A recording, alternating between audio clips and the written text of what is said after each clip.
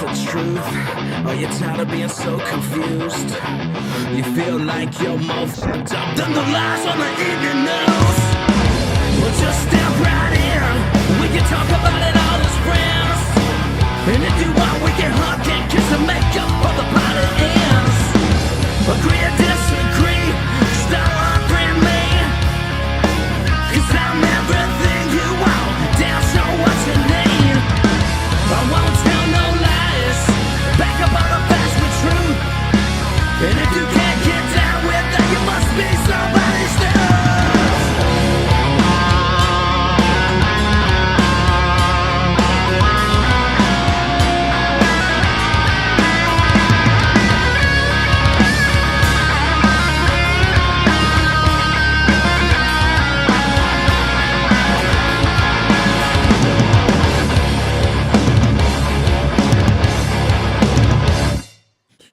Holy moly, what is going on with everybody? I'm sorry for the tarding.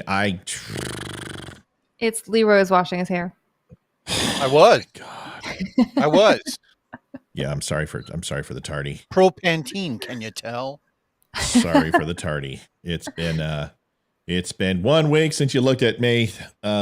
It's been crazy. It has been nonstop building website. I don't know if you understand how mundane that is for a person who is not necessarily, I guess kind of alpha, but I'm a mover. I don't like sitting around and doing nothing. That drives me crazy. And this whole thing, I was like, well, it'll be good to start doing websites. I enjoy it. I like doing Don't Unfriend Me and all this other, holy shit. I like doing Don't Unfriend Me and all that stuff. And this will be fun. It's not fun. It's not fun at all. It's pure, unadulterated hell. And I just thought I'd let everyone know. But the show must go on. And it's just been crazy. It's been very crazy. It's been a lot of work. And Matt's just a little bit tired of sitting on his keister. So I'm going to probably do something this weekend and do something fun. So we got the show already. Everything's pretty now. I had to go find everything. I had to recut the video. If you would have seen what I've done in the last 15 minutes, holy Christ. Tissue. Fuck you, Ingram. So starting it off right, sister. Thank you. It's my first fuck you of the night. She's like, tissue. I'm like, yeah, I know. I'm feeling a little wah wah. There's no doubt. Yeah, let's give me the sad trombone. You're right. I'm being a pity party. Enough of the pity party. You're right. Thank you for what's the topic? No, we're not talking about aliens. We don't talk about fake illegal aliens. We'll talk about. Wait, you guys ever looked at my video I sent you? Did you? But let's do that right now. It's so crazy. We had the guy from Canada that Amy set me up with, who was the guy who was, I believe, trampled on by horses and beat up by the cops in Canada. If you remember this guy, I did a show and he wants to come on. And I was Christmas and I'm like, I totally spaced it out. It's just been one of those freaking things, man. It's just been crazy. Leroy. Yes, I'm wearing red tonight. Matthew, why don't you wear red on Friday? Can you explain why you don't like veterans? Panties behind him that are red. It's true. The dog panties. I have a red thong on, and I hope that's okay. Sure. You want to see it? I don't really question.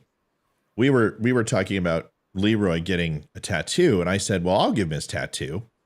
And Leroy said, yeah, you'll put a giant dick on my back. And I said, no, you want to do something unique. Yeah. But bump. Yes. Even funnier the second time around. Oh, come on, dude. It's not like I rehash jokes very often. I mean, seriously. Well, no one else got to hear it but us. That's right, dude. Funny. I mean, True. seriously. Nobody else got to hear it. I get it. That's right. And maybe, one day we'll get syndicated, a couple years from now, and I'll say that joke again because only like 0.000000000000001% of the population just heard it now. So, geez. All right. Amy, topics tonight. Do you have something special? Because I know that I know we've got some generic topics to go over, and I wanted to see. I didn't get a recorded show in. I feel bad. So I will have a Saturday recorded show. Just everyone knows. Most assuredly, I will do a Saturday recorded show, and I will do a Saturday live to make it up. Okay, there. So I took a day off this week in the middle, and I'm going to come on the weekend. All right, Amy, anything special? Spit it out, Junior. Anything special from you? You know what? I'm really sorry I was out all night, but I will say I ran into our mayor as I was on my way home, and we were talking politics a little bit. So he was talking about locally. So we could talk about the Commonwealth Attorney's office here in Virginia. I mean, I haven't done any research. I literally saw him 40 minutes ago. I was running home, but I guess how, our Commonwealth attorney here hasn't been great for a while, but we could.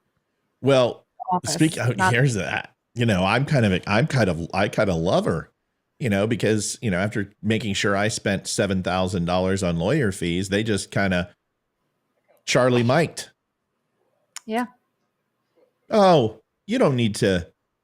No, we're just not going to charge you with anything. We're right. With prejudice was the word. We have dismissed all charges with extreme prejudice was the vernacular they used. Yeah. And so you know what I have to do now? I got to spend $2,000 to have the record expunged. I mean, I have to go get listen to the, you want to know how absolutely stupid our government is. I was fingerprinted and palm printed, right? In order to have those fingerprints and palm prints expunged from the FBI records and local, state, and federal and NCIC and completely get ghosted out of the system, which is where I was to begin with, I have to go and take my thumbprints and palm print again in order for them to get them out. Right. What? Yeah. Because they have to match it and then erase it. Dude, they can't trust their own system of just saying like, oh, this is the palm print and thumbprint we gave to this person's ID. They have to match. They have to verify your identity. I don't know when the hell the United States went all minority report on anyone, but this seems like it's so much to ask for your own information back from people who don't have the right to own it to begin with. Well, and the thing is this, dude, is like, so CPS, there's in-house CPS, and then there's the investigators. The investigators, I had no trial.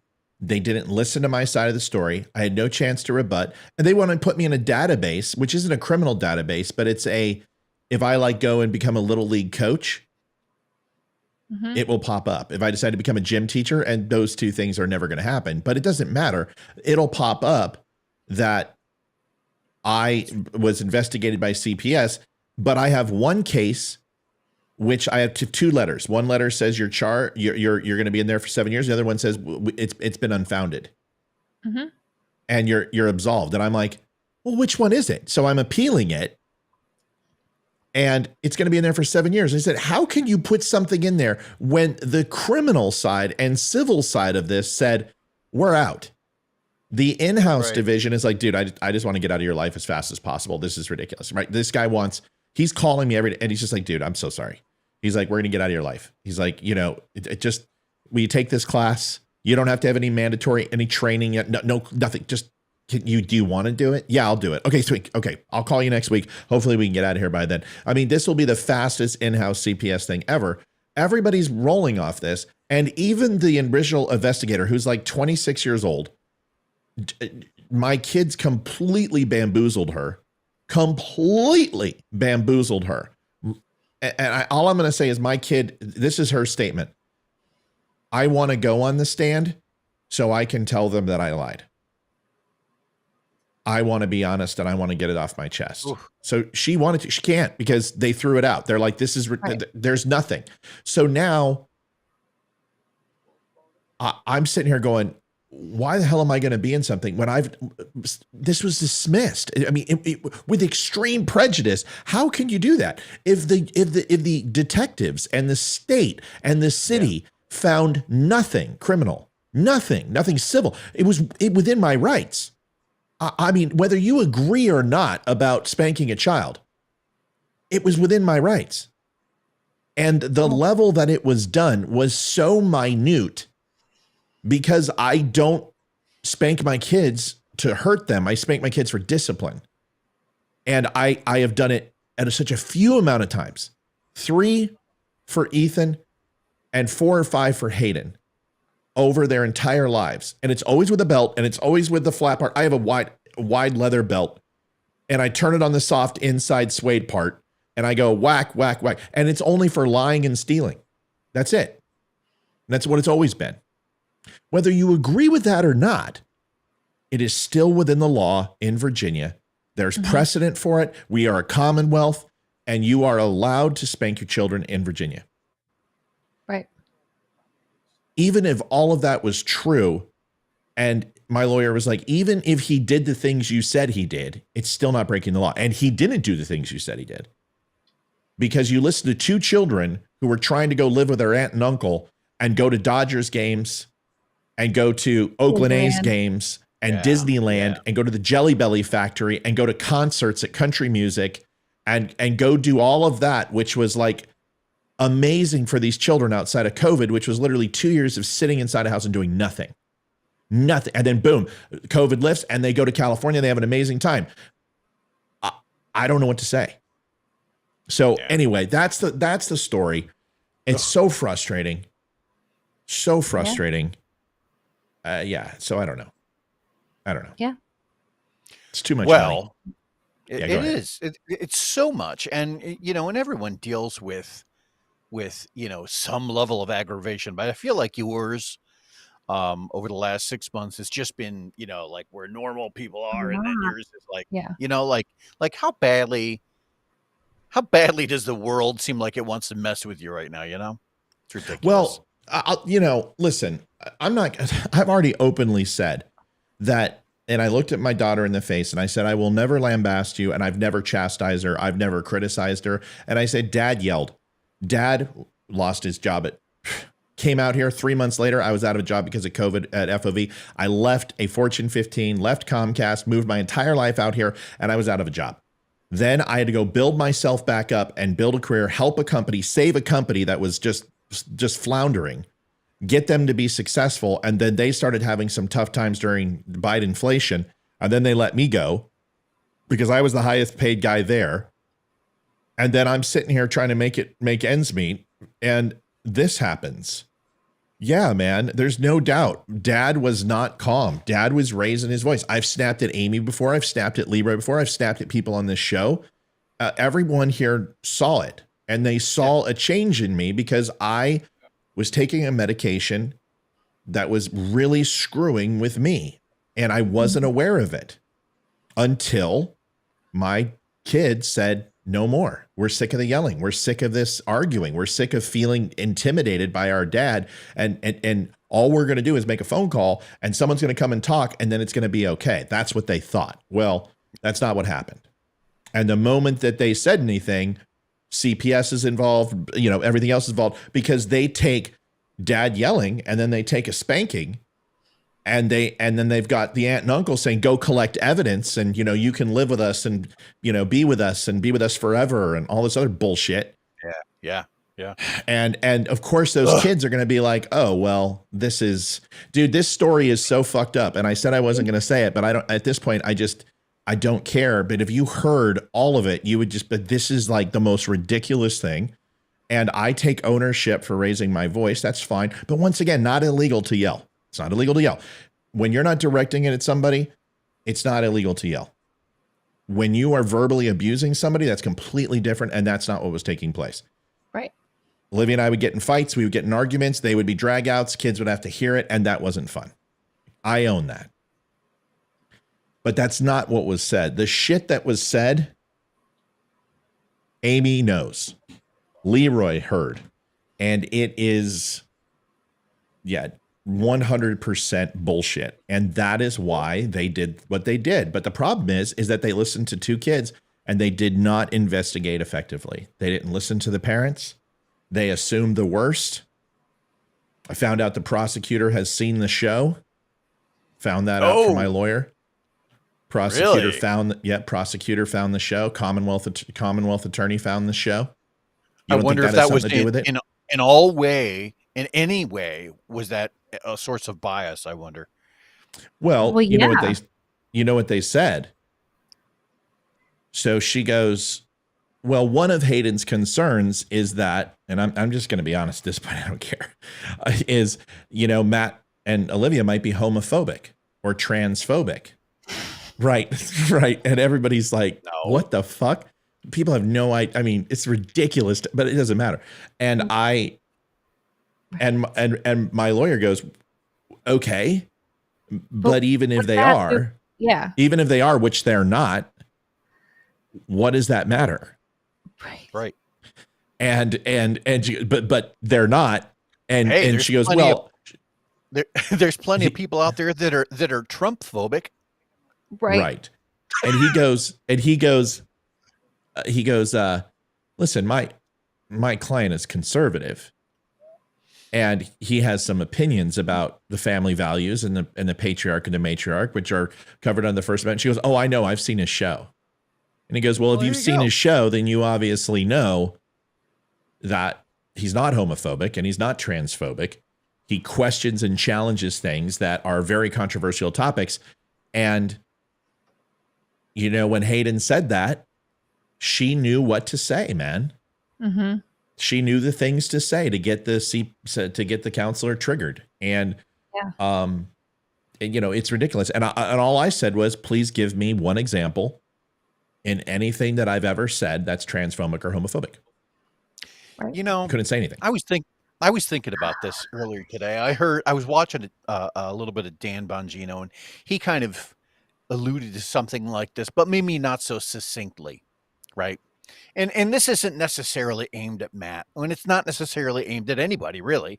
It's just more of a generalized observation. I've kind of picked up that I bet I can tell which, not to make it political, but let's make it political for a hot second. I bet I can tell which way you lean politically based on whether or not you support investigations where the law is examined and we investigate crimes, seeking evidence and try to link them to people. Right. Or do we investigate people in search of crimes? Right. And there's a difference. There's a big difference, right? Yeah, that's a huge and difference. I really feel like, and again, I'm not saying that this is in any way, shape, or form applicable to your, situation, but doesn't it feel like the latter there? Doesn't it feel like they were looking for something? Yes. Well, Amy, first of all, now we can talk about it. Amy was there. Amy showed up to support me and came to court, which was just unreal, and kind of got to hear and feel everything and kind of see the way it was. But this was a complete shit show. Like they subpoenaed my wife, my kids, and then they waved it off, and nobody was supposed to be there. Then they subpoenaed me, wife, kids again, and then waved off and said they weren't supposed to be there. We had this thing in December, and the prosecutor tells the judge as they get a continuance, and they go, or in November, we're going to, right before Thanksgiving, we're going to continue. Were you there for this one, Amy? I wasn't there for the final one. I was there for... No, the one where they continued for January. It was in November. Right. I think so. Yeah. Okay. I wasn't there in January. I was there in November. Yeah. Jay Vincent over on Rumble. You can find me at The DUM Show. Go to Google, type in at The DUM Show and hit enter. You'll find all my social media. Or you can go to the Rumble page and it has social media links. But if you can't find it anywhere else, you can go to The DUM Show, and it's DUM, which is Don't Unfriend Me, thedumshow.com or don'tunfriendme.com. And that'll take you to my site. You can see all my social media links, and just follow me everywhere if you could. There you go. So, okay, you know what? We're talking about this. So we're going to fucking talk about this. I'm done. I'm done not talking about this. Okay. Yeah. Hayden was going through a lot of stuff. And I'm really not going to go into all the intricate details. And I'm not going to tell you who said what. But all you need to say is she's a preteen girl, and she's hormonal Pretty and she's much. going through changes in life, and she's growing up and pushing her boundaries and questioning things, and she's a normal human being. That's all she is. So the call show is right in between. I'm going to make a new one that will fit in between this little gap right here, but I don't have the time right now. So there's the call in 804-504-1955. So here's the scoop. I'm on Facebook tonight, JT. What, or Vincent? What do you mean, man? I have to be on Facebook. I've got a crap ton on. All right. So here's the thing. With that move, I would get verbally loud. It's just loud. And when I yell, I mean, I'm a big guy. It's loud. And we knew that. And obviously that was not good in a situation. And every single person on this show had parents. We all had parents. We all heard our parents fight. If you didn't, you're lying. Every parent on the planet fights, and they yell, and they get in arguments, and they say things they don't mean. Well, we would take it to the extreme, and it wasn't all the time, but man, when it was loud. I mean, it was at least once or twice a month. And Olivia would get on her time of the month, and it would be brutal. And then I would get on my own time of the month, and it would be brutal. But there was never any physicality. There was never any of that. We never did that. With the kids, I know, and we're going to be transparent, there was never any accusations of sexual abuse. There was never any accusations of drug use or alcohol or anything else. It was simply this. An accusation that there were, because of CPS's involvement, regular beatings is what they called them. Beatings. My kids would say spanking. Well, I got a spanking. And they said, so when did these beatings take place? And they're like, I didn't say beatings. I said spanking. They said, right. So when you were beaten by your father.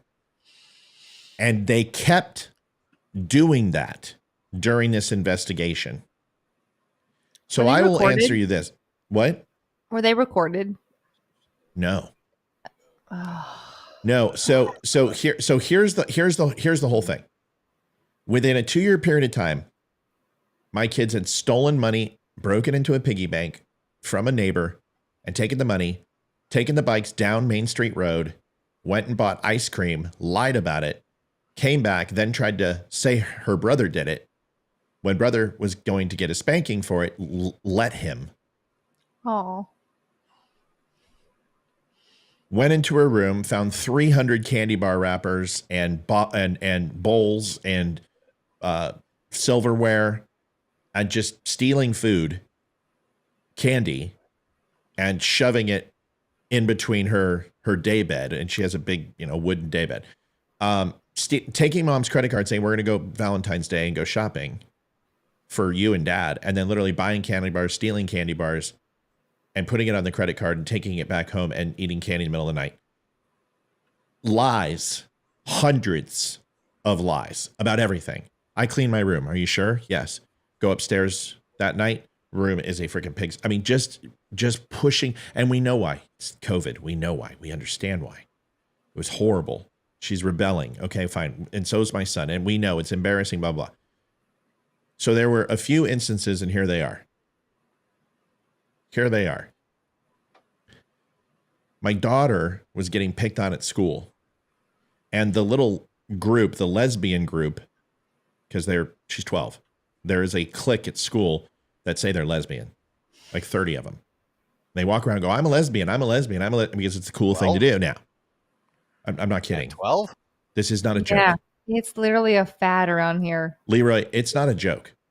This is serious. There's kids walking around 9 years old. I'm transgender. Yeah. This is not a joke. This is Virginia. And this is where all that stuff has been coming on. Now,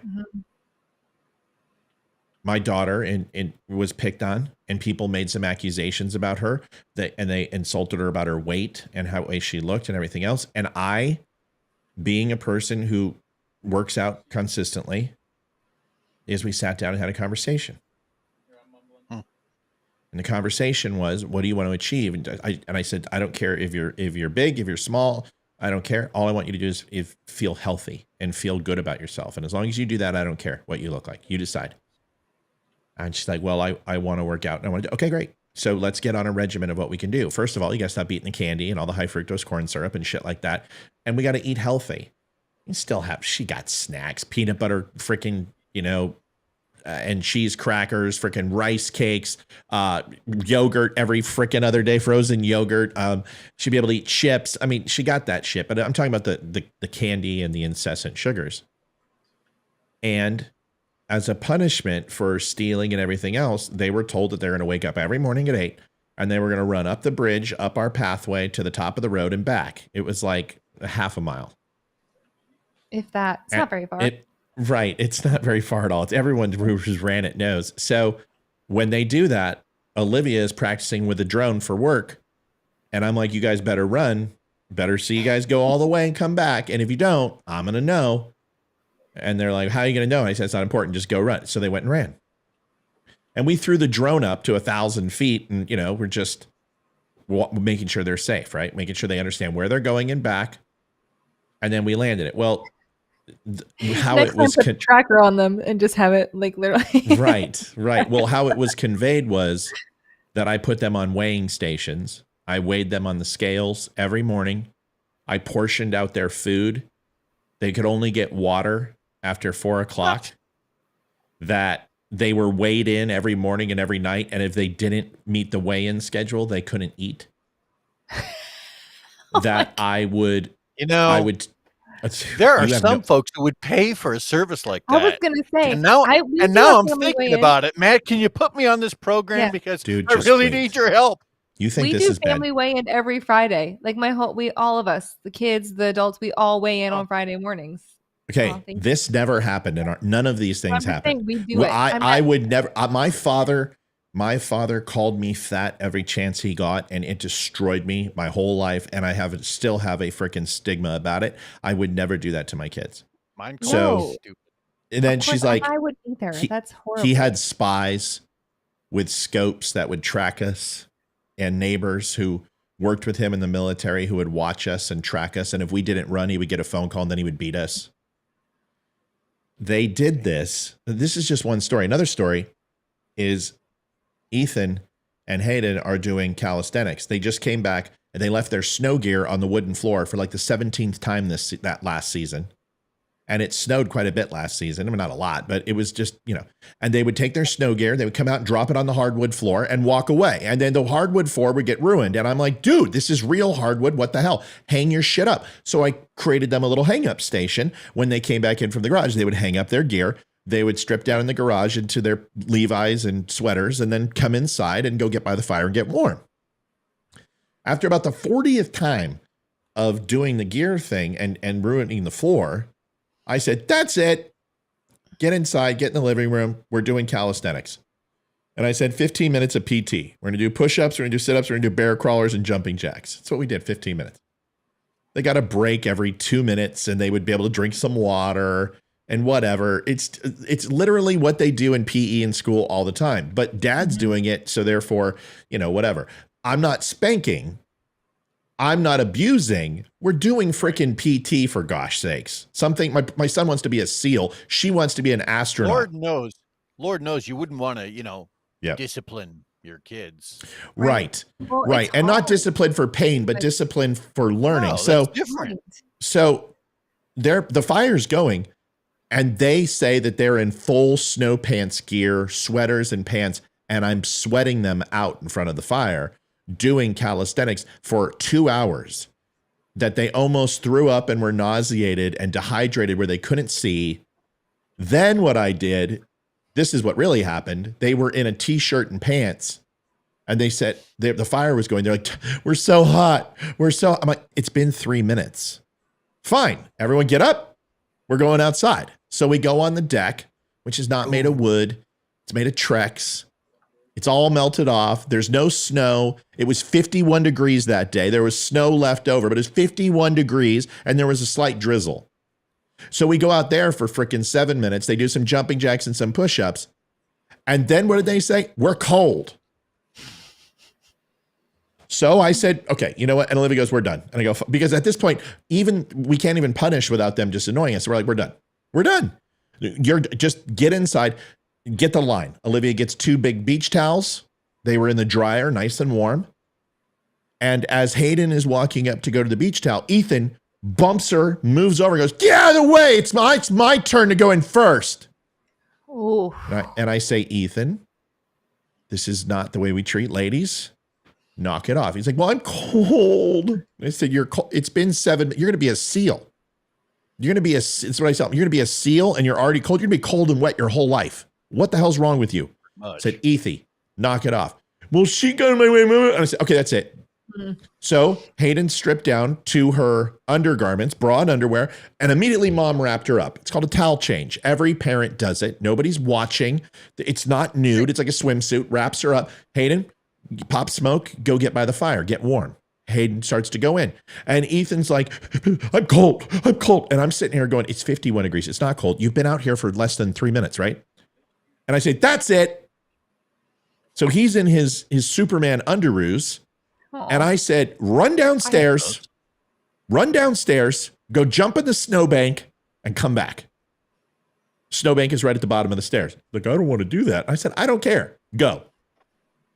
So he runs down, jumps in the snowbank, comes back up, maybe 14, 15 seconds, comes back and says, "Dad, I'm really cold now." I said, "Yeah, I know. Go here's the towel, go inside, go by the fire, and stop talking to women like that." And he, "Yes, sir."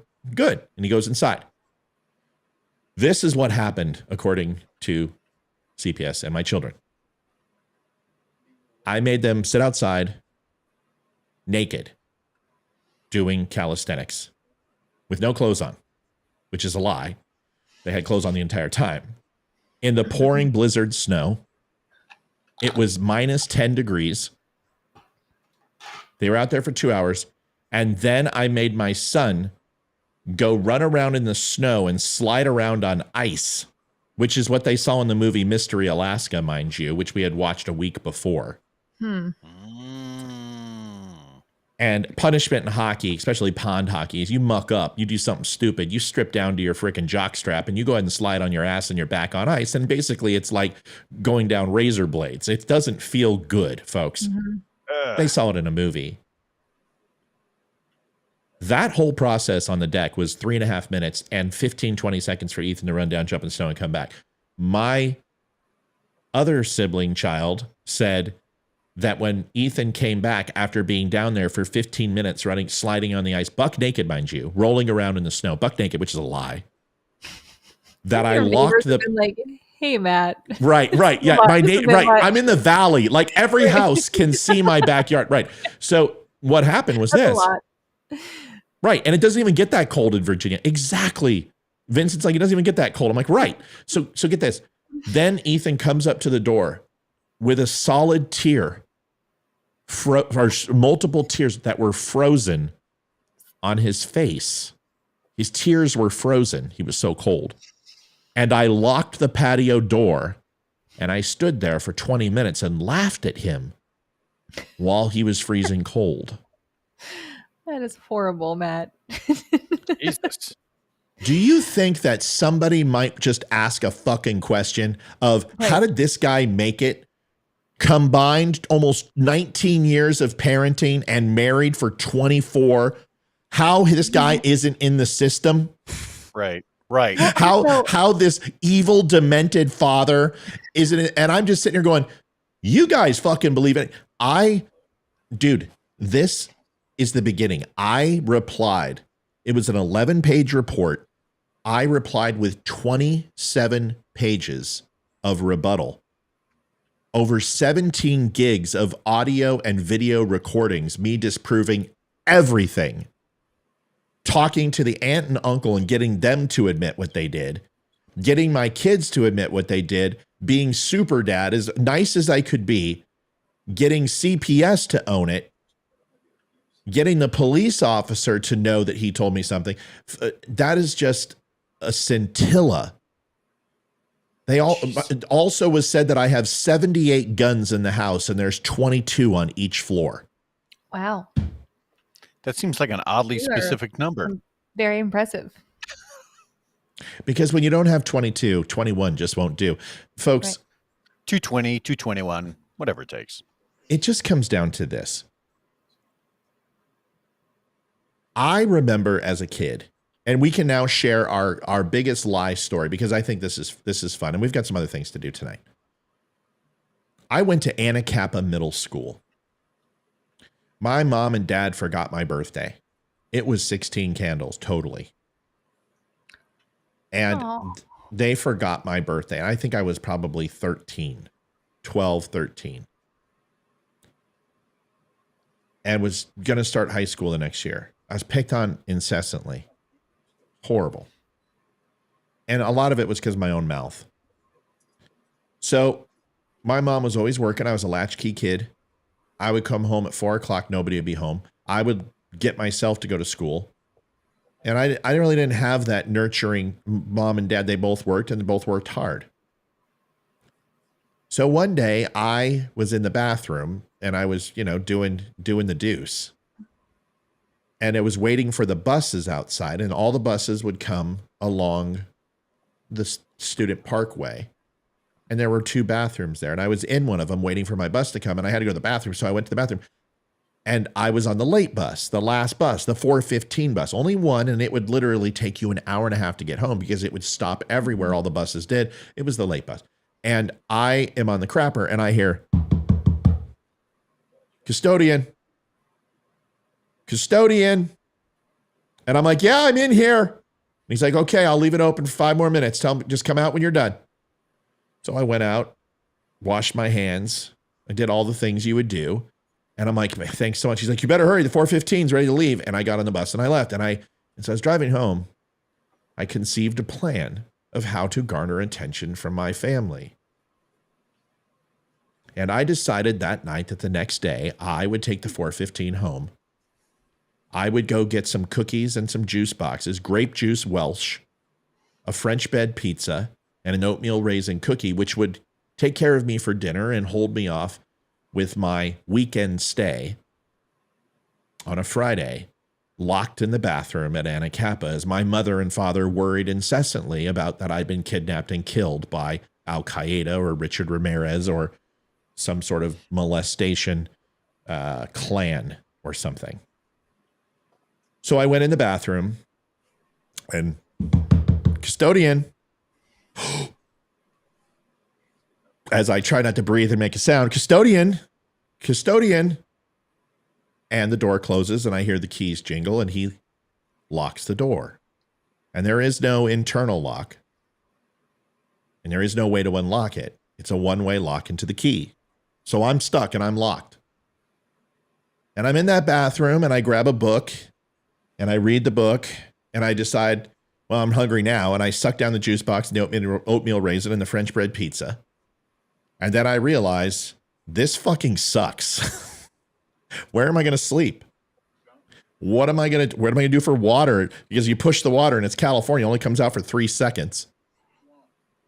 What the hell's getting, this was the dumbest. And of course, as a child of that age, you don't think.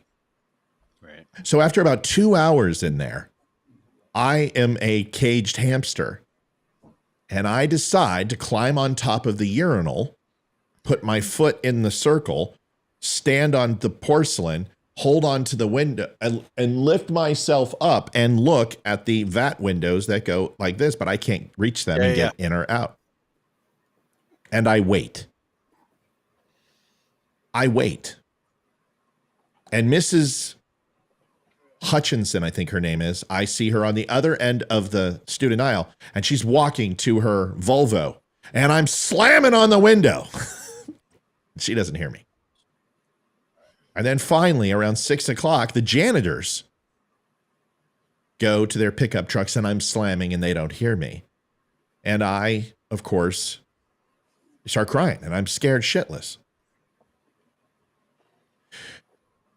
At around 7 o'clock, still light out because it's California, I see a Toyota Corolla, which used to be red, which was painted yellow. And it was flaking. And because you don't paint over paint, but back then, you didn't know. And it pulls up, and my sister and my mom, looking like they were just activated by DevGru, and they were going after Osama bin Laden, looking around, just wondering if they could find a shoe of me, something. Maybe a piece of clothing that the kidnapper left behind. And I felt so bad. And I swore to God in my head that if I just could be rescued, I would tell the truth no matter what happened. And I don't care what would happen to me. And as I'm slamming on the glass, my mom's walking and they're looking and I'm like, son of a bitch, they're not going to hear me. And then my mom, stops. And she goes, shh. And I can't hear anything, but it's like,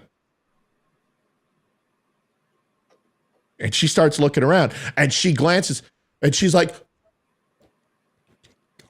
which came out to, oh my effing God. And she's like, wait, just wait. And there's no cell phones. Sheriff is 10 miles away. My mom runs in, goes to the office, and I'm there for another 20 minutes. And then a janitor comes back somehow. He's like, why didn't you answer? Why didn't you answer me? Yeah. Hold on a second. It was another janitor. Janitor opens up the door. And I run to my mom and run past the janitor and wrap my arms around her. I'm like, oh my God, Mom. She's like, what in the name of effing bloopity effing F? And I said, Mom, I was taking a crap and they locked me in here. And the janitor's like, ma'am, that may be well and true, but we called out several times. We've done this for years. And we have never accidentally locked a child into the bathroom. And she looks at me and she goes, Matthew, I'm going to ask you one time. Did he call out? I said, no, Mom, nobody called. Uh-oh. Of course, my promise to God to not lie was immediately out the window because I'm a child and I don't want any more pain. And my mom spins on this man and she goes, you, sir, go home. Because tomorrow, all of your jobs are going to be gone. And my mom was a woman you didn't fuck with. And he goes, ma'am, you shut the fuck up. Grabbed me, grabbed my sister, put us in the Toyota Corolla, which had a cherry bomb that went off in it from one of our neighbors who got pissed at my dad. The seat was literally burned out. And she sits down on the spring and she goes, I can't believe these mother bloopity bloops. I'm going to own that school. And she drives home. And I'm just sitting here going, fuck me. Oh, good for your mom for having your back, though. Oh, yeah. No. Okay, so. I mean, there's something to be said about mom up here, right? No. You got to understand my mom. Okay, this was before the brain surgery really deteriorated and took her brain from her. But she was a good mom in a lot of ways, but she was a bad in a lot of, it doesn't matter. She to that day, she did well. She believed me, but that's how convincing of a liar I was. Now, the next morning, we're supposed to go to school. But before that, we get another rap on the door. And my dad goes, who is it? My sheriff's department. And the sheriff comes in with a deputy and a guy who's a detective. And he goes, we're here to investigate the locking of your son in the bathroom. And we wonder if it wasn't intentional because we found some disturbing things about one of the janitor's criminal past. We want to talk to your son to make sure everything's okay. My dad gets me and sits down and he goes, Matt, you know the rules about police officers and what you do. Your uncle's a cop. You know, you always, yes, sir. Okay, tell the truth. Son, can you tell me what the janitor looked like? And I'm like, of course, I didn't see him. I heard him. And I said, no, I didn't hear anybody. I didn't see anybody. He's like, how many times did he call out? And of course, so he was trying to get me to see if I would lie. I'm like, he didn't call out. And I somehow convinced a detective, a sheriff, that I was locked in. They fired all 3 janitors. Oh, shit. This went on for 3 effing days. Wow. Until finally, somehow, some way, one of my friends sleuthed it out and went and told the teacher. Teacher told principal. Principal called mom and dad. Mom and dad called sheriff and detective, called my aunt and uncle. And I got my ass kicked up and down the frickin' road. And of course, the janitors were hired back. But this is what children can do. Yeah. Oh, yeah.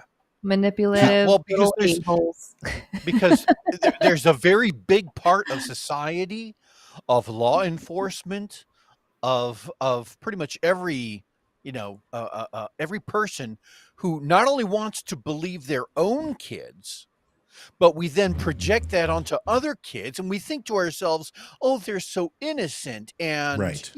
They would never, my child would never. And because my child would never, that means that, my neighbor's child would never. And basically it just rolls right down the hill. Yeah. And the next thing you know, you're all bamboozled. I couldn't tell you why I did it. I still to this day, it made no sense. I went to child psychiatrist after that. They got me on Ritalin after that. I mean, my parents thought I was insane, and I wasn't. I was a kid. I didn't understand and conceptualize what I was doing and the ramifications of it. I thought I was going to get some attention. I thought they were going to find me in an hour or so, and I was going to be rescued, and my mom would put her arms around me, my sweet baby boy, and I'd get wrapped up in a bath, and then I would get baby powder and go. You guys remember that when your sheets would be washed, and then you get a great bath, and then you put a little baby powder on, you crawl in, and you're like, oh, this is fucking heaven. And then I get some comic books and some chicken nunu soup, and everything would be fine. That's what I thought. But when a lie becomes bigger than you or what you can handle, it's terrifying for a kid how to unfuck the fucked. So that's why I can't hold my kids responsible for their stupid choices. And although they were shocked how calm I was getting put in handcuffs and being taken to the prison, the whole thing I thought of, Anacapa Middle School, in the bathroom. And as I'm looking at the detective, I'm just going, mm-hmm.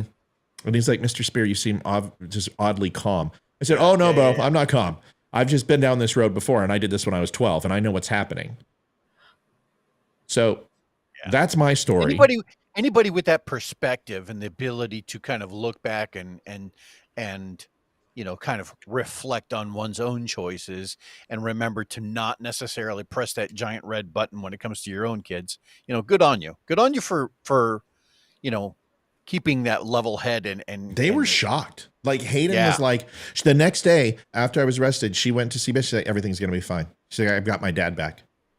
Like they were asking for me to come back that night. They knew that I just needed to hear, hey, knock off the damn yelling. And my kids couldn't tell me that because they had told me, we don't like it when you yell. And I'm like, okay, well, I'll stop yelling. I just needed to be scared straight. So that worked. But when you're not a hardened fucking criminal, of course that's going to work. It's embarrassing. My neighbors saw it. Okay, I learned my gosh darn lesson. I've paid $7,000. But let's keep things in perspective here. That, it's not like I'm sitting here and playing piñatas with my children, for God's sakes. They got a spanking. Anyway, Amy, your most deceitful child event. And you've had to be thinking of it because, of mine or my children. Yeah. Which one? Yours. Of what I did as a kid? Yours. I'm trying to mine. I don't know. I was a terrible liar as a child. My parents always saw through my bullshit, and I was terrified of my parents. I feel like, I don't know, call my mom. I really I can't think of anything. I was so sheltered as a kid. My parents, I was such a nerd. I really was. I was bullied in school. I didn't have a lot of friends. I didn't do anything other than what I was supposed to do. And when I tried to be cool, I got accused of doing things that were worse than I actually did. And I was like, that's not true at all. I wasn't the one lying at that point. I don't know. I can't think of a time where I lied. Not even lied. Was there anything that you did as a kid where you were just you ran with a story that think about it for a second. Let Leroy's got to have something. Oh my God. I have scores that would give me the biggest one. Even the mildest psychologist would be like, parents. woo, I had a rougher childhood. Yeah. Certainly growing up. It was and you know, it's one thing for someone to say, you know, is any of what they had done, was it could it be chalked up to just being a stupid kid, or was there, you know, some element of he's rebelling against his environment or his parents, or maybe there's instability at home, you know, this kind of thing. I am just gonna I will own this. It is what it is, right? I was stupid. I was single digits, and my parents, they had really worked every angle to get me into a Catholic school, and I was an altar boy. Oh yeah, jeez, oh boy. And so from like 1 through 8, I was at this elementary school, and at one point, and I can't remember what the hell made me. There was me and one other kid, and I was being picked on. But again, I'm not gonna Our lives blame. are so similar. I'm not gonna blame this on how I was picked on, but I was picked on. I was picked on bad. Those kids fucking hated me. Mm-hmm. I had niece. This is a true story. I had to have knee surgery. I was screwing around on a jungle gym. I was walking on the top of the monkey bars rather than swinging from underneath. I fell through, smacked my knee, had to have surgery. Surgery was whatever. And again, I wasn't even 10 at this point. So I was on crutches for a couple of weeks. For whatever reason, at one point, these kids ended up in my backyard. Not my backyard. My backyard was adjoined to like a playground. Mm-hmm. Those little bastards stole my crutches. Anyway, doesn't matter. All right, so I'm at this Catholic school, and for whatever reason, I can't tell you what it was. It was me and one other kid, and we ended up going into the bathroom, and we were shoving toilet paper, like rolls of toilet paper into the yes. And then, you know, you go to flush it, makes a mess, and aren't we clever, right? Well, we got busted, right? And the principal came by, and she was like, pulls us out of class. I was mortified. Pulls us out of class. She's like, get your rulers. And I'm like, for what? And she's like, you're not going to use your hands, are you? And at that moment I knew, and I was completely busted. And I was like, wow, shit. You know, so we ended up having to go clean these things out. The maintenance man was pissed, pulls us down into the principal's office. He approaches us before anybody else does. And this was a hard-working dude, you know? Right. And he just looks at me and this other kid, and he goes, so you two are the little angels that made my life hell. Oh, I was like, God, dude. Why did you and I fuck with custodians? God. Yeah. And, you know, so that was probably one of my more humbling moments of my childhood. I just texted my mom and dad because I'm like, I can't think of a time where I tried to carry on a lot. I feel like my childhood with my family was amazing, and I have amazing memories. But, from kindergarten all the way through high school for me was just absolute hell, and I feel like I blocked out a good portion of that my me life. too. You're right. So I don't recall anything of note. I really don't. So I'm not trying to be like, oh, I'm so perfect. I'm sure I did shit. I just don't. In my mind, I think I blocked out the majority of my school years. Yeah. Next to my mom and dad. So we'll see if they are like, oh yeah, you did this, you little shit. Oh, we should get them on here. We should interview him. Tell us what Amy was like when she was a child. My dad, like, he is the best storyteller, but he hates, like, he used to call into like WBAL radio back in Baltimore when we lived there. And he loved it. He loved to be on and like talk, but now he's like retired and like, he's like, I don't want to deal with life. He's like he's so different now than growing up. He was the most strict, crazy, like, you don't cross him. And now he's like, whatever, ghosts. And I'm like, what the hell happened? Like, well, I do a funny story about my kids, though. I'll tell you a quick story about them. This okay, just good. happened. Yeah. About them lying. Because I was like, okay, y'all. So my son has been lying a lot lately. So you talking about that, Matt, I'm like, okay, I guess it's the age, or I don't know. He's been lying so much, and he's been stealing food.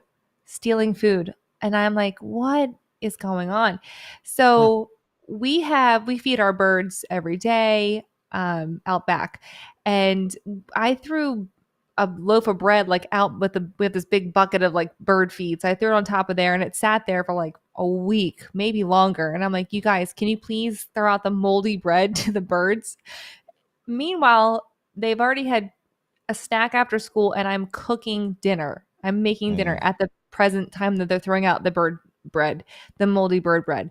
So they go outside. They're outside for a few minutes. They come back in. My son is chewing as he's coming back inside. And I'm like, what are you eating? Oh, my God.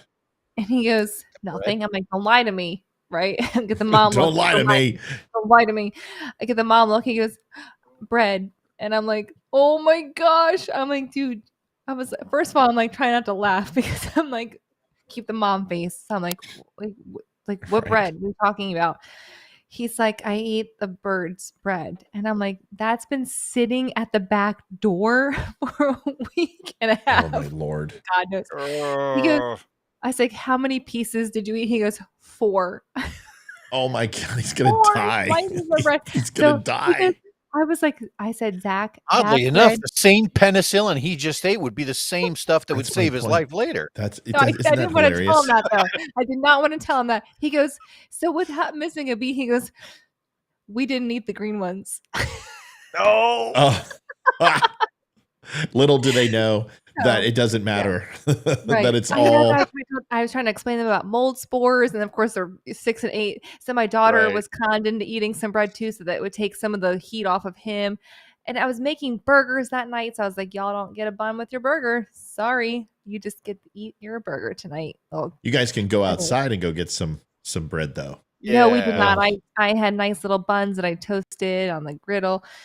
Oh gosh, those were good burgers. Oh, that's the day you really do it up right, you know? Yeah. We had French fries. I was like, y'all can have a couple. I'm sure you're not that hungry after eating all the bread. I'm like, yeah.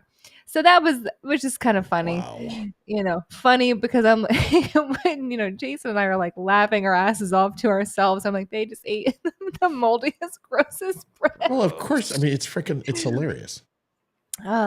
But my son's like, I was starving. I'm like, you just ate a banana and you had 10 chips. Because yes, I'm that mom. That's like 10 chips. Oh my God. I'm that mom. And I was making dinner. I was literally like cutting the potatoes to make the wedge fries thing. Well, he didn't lie about it though, right?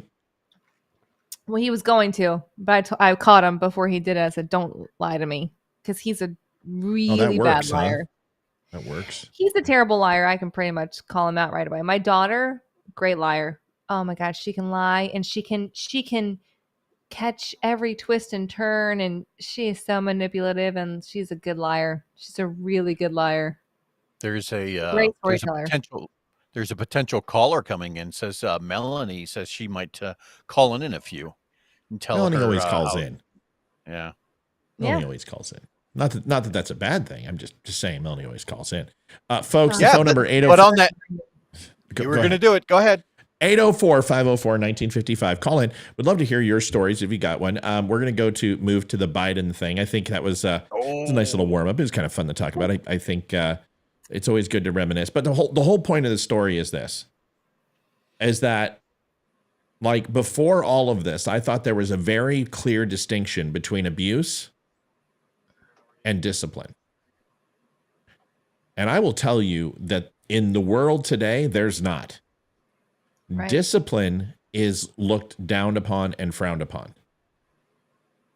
And it baffles me because one of the key sizzle words in human resources training and, the touchy feel-good sensitivity training is something called self-awareness and self-discipline. Self-awareness and self-discipline are the roots of growth. And when you hear self-discipline, it's all, you've got to have the the patience, and you've got to really be determined, and you've got to move forward without quitting, and that's discipline. But when it comes to somebody else from an external standpoint projecting discipline, it is a clear cut by this current district attorney and CPS and all of these people as 100% unequivocal child abuse. Mm-hmm. As to the point where taking my daughter's phone away from her, we were told it was child abuse. That's so... I'm not sure about that one. Yeah, that's crazy to me. That's exactly what they said. And they say it because you're taking away their ability to find safety from someone they trust. That's what they told on you. Yes. Did they put that in writing? Because I would love to use that against them. Well, there's a difference between emotional safety and physical safety. And it might be some level of state purview to say that, they might hold some responsibility in providing some sort of physical safety, but the emotional stuff is all parents. That is your job. That is my job to either make my kid feel safety or not feel safety, because that's a tool that can be used as some sort of motivation for something. I mean, you were talking about Ethan and how he wants to become a SEAL. Well, at some point, guess what? If you're really going to provide that environment for him, at some point, he is not going to feel safe. That's guaranteed. Well, what I'm going to do. Leroy, real quick, what I'm going to do. The moment that he reaches of age where he's got enough testosterone in his body, he's been through puberty, his bones are strong enough, I'm going to make a call to Eli or any of the other dozens of teen guys I know and say, who's the best person to go ahead and prep him for frickin' buds? That's what Marcus Luttrell and Morgan Luttrell did, is they all went through this. And most of the guys who go through some sort of pre-buds, have fairly moderate success. Sorry, Leroy, go ahead. Oh, no, I was just going to say, I absolutely read that portion of his Lone Survivor. Marcus Luttrell it was one of these situations where he really wanted to get into it. Found a former, spec ops kind of guy. He shows up, and the guy worked him out. And it was one of those, if I recall correctly, it was something that he had done wrong in the book. And I want to say he was either late or something along those lines. And, 1 or 2 workout sessions with this guy, and that was cured. That was something that was cured of him. Do you think Marcus Luttrell felt safe at that point? Oh, no. And that's the first thing with basic training, man, is they're popping freaking smoke and flashbangs and buds the morning. I mean, their job is to make you feel as uncomfortable as possible and put you in as much pain without killing you and taking you to the edge of death. You listen to I've told people 100 times, go listen to Eli Crane and Jocko Willink's interview. It's one of the greatest interviews I've ever heard. And it just talks about, Eli and Jocko's just doing what Jocko does. He's an amazing interviewer and such an amazing leader. I mean, I wouldn't even talk to Jocko because I'd be ashamed at 26 years into leadership, and my leadership skills are just shit compared to this guy's. But he's amazing. He's on a different level altogether. He is. So. Well, the guy's led the most elite team in the world. I mean, to get on DevGru, it's the top 2% of all SEALs. Yeah. And you are on the most elite team. And it doesn't matter whether you're on Bravo team, Charlie team, Delta team, Echo team. You are in the most elite group. And in order to work at Apple, here's a stat for you. It's harder to work for Apple than it is to get into Harvard. To work for Apple, it's like 7% of people, and to get into Harvard or a Ivy League school, it's like 11% of the population. To become a SEAL in DevGru, it's a microcosm. It's like 0.002% of the entire population. It's a ridiculous. There's only 1,000 active SEALs at any given time. Right. And DevGru, has 6 to 8 man per. I don't need to go into specifics. I'll just tell you, it's just a very, very few amount of positions at any given time. And honestly, intelligence specialists are also you have as much chance to meet an intel specialist as you do a SEAL. There's only about 1,000 active intel guys working in the Navy, working in naval intelligence. Leroy, the fact that Leroy and I did the same job in the military and we've met is really, really it's odd. Rare. It doesn't happen.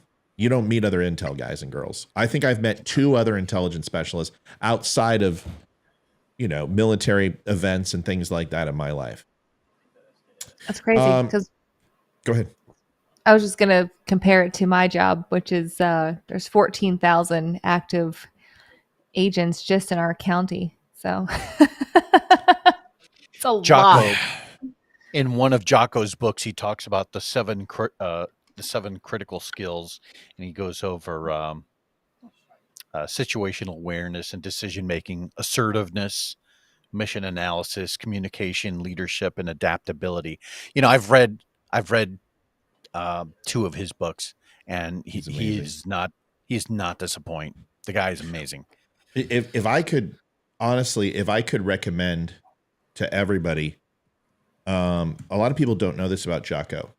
If you go into any Walla Walla, I think is what it's called, little gas station, he's got Jocko fuel in there, and it's always sold out. But if you haven't been in there, go do that. But what a lot of people don't know is that I'm sure it's laced with at least 1 or 2 of the sweat beads that he gets when the dude wakes up at 3:30 to go work out. Right. Ugh. And caller, we'll get right to you. It's a pretty this isn't very well known, and I'm pulling it up real quick so everyone can see it. I ordered these, I don't know. I think when Ethan told me what he wanted to do with the teams, and also hearing it from, leadership skills from Hayden and saying she wants to be an astronaut and all these other things, it kind of just made sense to get her these books, and I'll show them to you. But a lot of people don't know that he does these. So you've got his self-help book, you got his military leadership tactics books. I mean, these are all the dime a dozen, but this is a book that I recommend for everybody. And I honestly am going to ask him if I can sell it on my store. I'm going to reach out to him. This is the book, and it's Way of the Warrior Kid. And it's a series of 5 books, and it really talks and navigates through Jocko's. If you've ever seen Jocko, he is built like a brick shit house. Oh, dude is. And people look at him and they go, "He's fat." No, he ain't. No, he ain't. No. Jocko is built like I am. He is just all freaking muscle. He is a big boy, and he makes me look small. He's that big. But there was a time where he couldn't even do a pull-up. And if you go read the book, and I'm serious, I'm going to ask him if I can sell it on the site. I really want to. But it's Way of the Warrior Kid. I think every child should read it. And my kids read a chapter and a few pages here and there. But I truly believe if you're struggling with kids like we're talking about, those books will really teach them about self-discipline, will really teach them about the good mentality. And it's fantastic. All right, caller, where are you from and who are we talking to? This is Melanie from Louisiana. Melanie from Louisiana. How did I know? Hi, Melanie. Hi, Melanie, what do you want to talk about tonight? Well, I told you I was going to call and give you my story that made the news. And my parents got CPS called on them. Okay. When I was 1977, I decided that I was mad and I was going to walk. And this was in New Orleans at the time, from a town called Avondale all the way to a town called Westwego. And a Sears lady, back then when they used to drive the Sears vehicle, picked me up and asked me where I was going. Needless did I know, they had a little girl my age that had been kidnapped and had been missing for 48 hours. So by the time I got to my grandmother's house, helicopters, SWAT teams, the news, the media, you name it, were swarming her home. Because this little girl was walking on the highway. Oh my God. Oh my gosh. So how did that impact you? Help me understand. Maybe I missed something. How did that impact you? Because the fear because I made a decision because I didn't want to go where my parents were going, and I just took off walking at that age. I'm going to do what I want to do at that age, and they could have lost me forever. I was in the whatever for 2 days. They wouldn't give me back to my parents. I see. Sorry, I thought it was somebody else who went through it. I missed this. I missed a part of the story. You cut out on me. So that was me. So you had helicopters and SWAT team. What was the SWAT team for? Yes, because the little girl had been kidnapped. That was my age and looked like me, and they thought I was her. Oh, I got you. Yeah. Now that makes sense. So they were there obviously in case they had to handle the assailant who they thought may have taken you. I guess my poor grandparents were freaked out. Wow, I bet. And the poor Sears lady thought she was just doing the right thing, that she had found the little girl that was kidnapped and walking on the side of the highway. I met, I looked like her. I was of the same age. I mean, I've never seen that many. And I mean, I was young, but still, they had helicopters, for God's sake, outside the house. It was absolutely insane. And they kept me for 2 days away from my parents to investigate. Wow. Sears, man. Sears was the place. It was that and Montgomery Wards. Yeah, Montgomery Wards. Yes. Monkey Wards, dude. Monkey Wards was the shit. You would go there and you loved it because you would always go to Sears and you would always get the ices. They would always have ices and popcorn there. Popcorn. And it was popcorn and ices, and it was just so good. I love Sears. Going to Sears was it was huge because the toy section was big. It was huge. Yeah. There was no Toys R Us. I mean, Toys R Us's were, for cities with, 3-4 million people and plus. But man, Montgomery Ward, Sears, those were the fun places. What any others? Woolworths. Woolworths. Oh, Lord. My brother kept the police at my mom's house. Hold on a second, Melanie. We're talking, Melanie, God darn it, we're not talking about that anymore. We're talking about retail locations that we missed. Okay. Come on now, catch up with us. I'm sorry. So Montgomery Wards. Now, isn't Wards and Montgomery Wards the same thing? Yes. I think it was, yeah. Okay, so there was Wards, and then there was Sears. JCPenney always smelled because of the frickin' perfume. I hated that place. JCPenney is the worst. Sorry, JCPenney. Mervyn's was pretty cool, but that what's fantastic? When I was still living in Cleveland, we went to has anybody ever seen A Christmas Story? Come on, right? Yeah. So, like, you all have. Are you kidding? So Dude. when that was filmed in Cleveland, and so the fantastic thing was when you went to and I want to say it wasn't Macy's, but it was a store like that. And I can't remember which one. If there are any listeners out there, unattractive and crazy. If there are any listeners out there from the Cleveland area, and you know what I'm talking about, please let us know. But they had these wooden escalators. So all of today's escalators are all metal, they're steel, but back then they were wooden, and it was the most fantastic thing. I still remember going up and down.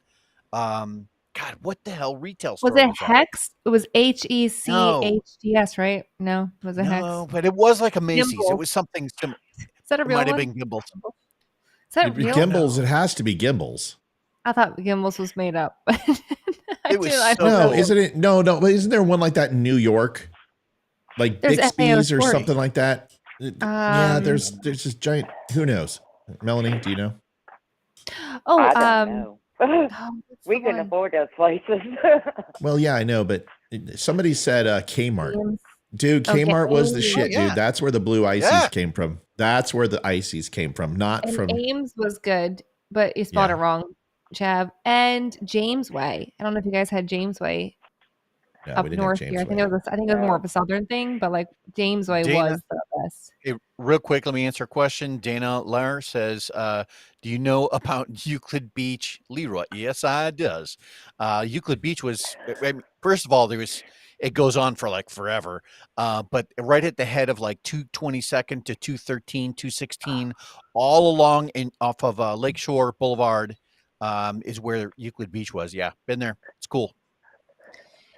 But Ben Franklin, wasn't that more of a, someone said Ben Franklin, that was more of like a craft store, right? We just lost our last Ben Franklin here in Northern Virginia a couple years ago. Melanie, what's your favorite retail location of all time? Kmart. Were you a Jacqueline Smith clothes buyer? My mom, she only wore Jacqueline Smith clothing. That's all she wore. Yep.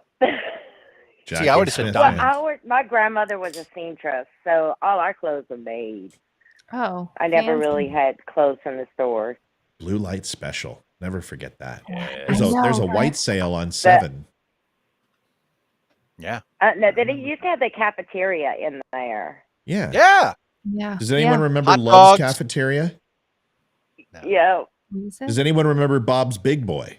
Oh yes, that was Bob's so good. Big Boy. We love good food, just like you do. In Louisiana, we didn't have all that. Oh, so that's because you're from. You're the one who lives in Louisiana. What a shithole. So funny story about. Just kidding, I know. Melody. We hunt for everything. I know. Or you pick it up off the road. Go ahead, Leroy. Funny story about Big Boy. Never turn down roadkill. Is that in Cleveland, where I grew up, there's several locations for Bob's Big Boy, and there was a character that would put on a giant suit that looked like Big Boy. Bob's Big Boy. Yeah. Yes. So you remember dealing with my mother, Pat? She was. How could I ever? Why do you ask me a question and then not let me answer? You've been doing this shit for 2 years. Let me answer. Do I remember this is what banter is, bro. You've got to learn to slow roll. Yes, I remember, Pat. I remember it so very fondly. Go ahead, Leroy. Thank you. I knew the answer, so I don't even know why I asked. But they don't know the answer. She was the person in the suit for all of Cleveland. And she got in really well with like all of the local celebrities. So in Cleveland, there was these 2 characters, Big Chuck and Little John, and like on 105.7, there was like Jimmy Malone, and like this other guy, and I can't remember his name, but he was fantastic. We knew them all, and they were fantastic. Dude. Yeah, she did that for a long time. Bob's Big Boy Rofert dressing. Holy shit. Yeah. If you have not done yourself the favor, and it's a heart attack in the bottle, but if you like Rofert dressing, Bob's Big Boy was the best. I remember the hot fudge cakes. They also, they had the best chocolate strawberry vanilla shakes in the world because they would actually freeze the tin, blend it. They had an old school blender and sit there and, oh my God, it looked like the shake weight. And then they would bring out the tin and they would pour it for you in this tall, beautiful soda glass. And then they would put whipped cream on it, stick a cherry. Yes. Fucked. And then they would sprinkle nuts on the top. And no nuts. No nuts. The wet nuts. The wet nuts, though. They were the wet nuts, not just the crappy nuts. Like the wet nuts. The wet nuts. I may have had wet nuts when I tried it. No, but weren't they the nuts that had like the sugar? Like they were the wet nuts. There's a difference between like the crushed up crappy nuts and then there's the wet nuts that have like the coating on them, right? I don't know, but I'll say yes. I'm sure. Yes, I remember the wet nuts. Those were fantastic. Those nuts have a coating. I'm a nut connoisseur. Yep, obviously. You and my wife. Well, Amy. So well, I'd like to ask you then. Are those your truck nuts? I am a big fan. I love Bob's Big Boy. All right, so now that we're doing this, we did steakhouses last time. I forgot one. There is one in Camarillo, California. It's called Happy Steak. And you would not think that Happy Steak would have amazing steak. No. I don't even know if it's available anymore, but it is the shiznit. It is good porterhouse. Oh, it's great prime rib. They have everything. Happy Steak was good. Magic Mountain, Disneyland, Busch Garden, or other. Knott's Berry Farm. Best amusement park. Melanie, go. She's like Knott's Berry Farm, wooden roller coaster. Yeah, Knott's Berry Farm's wooden roller coaster. Has anyone here taken the dive and eaten at the Knott's Berry Farm restaurant, which has Southern fried chicken, scoops of mashed potatoes with white gravy, rhubarb in a frickin', rhubarb dessert, collard greens, green beans, apple pie. Holy shit. If you have, and they have the best cornbread, and Disney tried to do it too at the Palace. Disney tried to replicate. It ain't even close. It's a 2-hour wait every freaking night. Knott's Berry Farm restaurant is the absolute shit. Kings Island in Ohio, Busch Garden. So, Lewis, that's Kings Island is about 10, 15 minutes from me. And because I grew up in Cleveland, I had the advantage of living next to Jaga Lake, which was fantastic, and Cedar Point, which is hands down to this day still one of the best in the world. Yeah, it's on my bucket list. I still haven't been. Oh, it's that is legit. on my bucket list. I really want to go. Shavasha says, are you talking about the chicken fried chicken? No, it's not chicken fried steak. It's not chicken fried chicken. It is literally, you get 3 chicken breasts in your meal. 1, 2, 3. A plate of mashed potatoes, roughly the size of a coffee plate saucer, about 4 inches high, with a giant ladle of white or brown gravy. You get amazing rhubarb. You get ice cream at the end, strawberry ice cream. And then they use Knott's Berry Farm jams and honey for their rolls and cornbread. Holy shit, there's one other place. Okay. Where is this place? No, that's Knott's Berry Farm in California. Yeah, you got to go to Knott's Berry. But wait. I'm going to blow your minds, and somebody's going to know it, and I'm going to fucking flip out. I'm so excited. We were in Florida and Georgia, and you might know, Melanie, my dad and I went to the Orange Bowl. Hold on, let me finish. We went to the Orange Bowl to watch the Colorado Buffaloes play Notre Dame. And this is when the Buffaloes lost to Notre Dame. And then the next year, they split the national championship with Georgia Tech, which is like kissing your sister. My dad recruited for the Buffs. So we went to Miami, Florida. We got to go to the Orange Bowl. Great seats. This is when the Miami players were throwing bags of shit on the Notre Dame players as they went by, because why? It's fucking Miami, or it used to be that way. Now, there was a restaurant that we went to. We flew, so we must have been in Florida. And it was called, I think it was called the Fried Apple. And in there, they had these amazing hush puppies covered with powdered sugar and then honey, butter, that you would just eat these fucking things. And they had amazing chicken, the Fried Apple. Does anyone know that restaurant? Yes. You do? I do. Melanie, where did you eat I don't at? think it's called the Fried Apple. I thought it was the Fried Peach, but I could be wrong. It may be the Fried Apple. It's the Fried Apple. Florida. In Pensacola, actually, they had one. Now, maybe they renamed it. I'm looking. The Fried Apple. No, it's no longer there. My first day school was in Pensacola, and I don't remember anything like that. Well, we weren't in Pensacola. I was. Well, I know, but the restaurant wasn't in Pensacola, Leroy. Pensacola, so it's probably safe to assume that you wouldn't see it in Pensacola. No. She was saying it would have been by the naval base. Oh, she said it was. Yeah. Mm-hmm. Corey Yeah, Station. it would have been by the naval base. Well, we were in Miami. So it is Miami. I don't know. Would it be Big Apple's Fried and Fresh? No, it was called the Fried Apple. That was the name of it. It's called the Fried Apple. I know that. I just didn't know if anyone knew it. But this was a while ago. And there is no fried peach. But it was it was ridiculously good. It had stained glass windows when you came in. All right. Then here's another one. Anyone who served in Virginia Beach, does anyone remember Friar Tuck's? Let me ask Jason. Friar Tuck's, buffalo wings. No, we always went across the street to Virginia. In Virginia, right off of the O'Sully's. Well,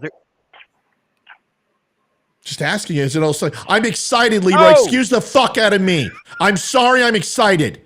I'll shut up. Go ahead, Leroy.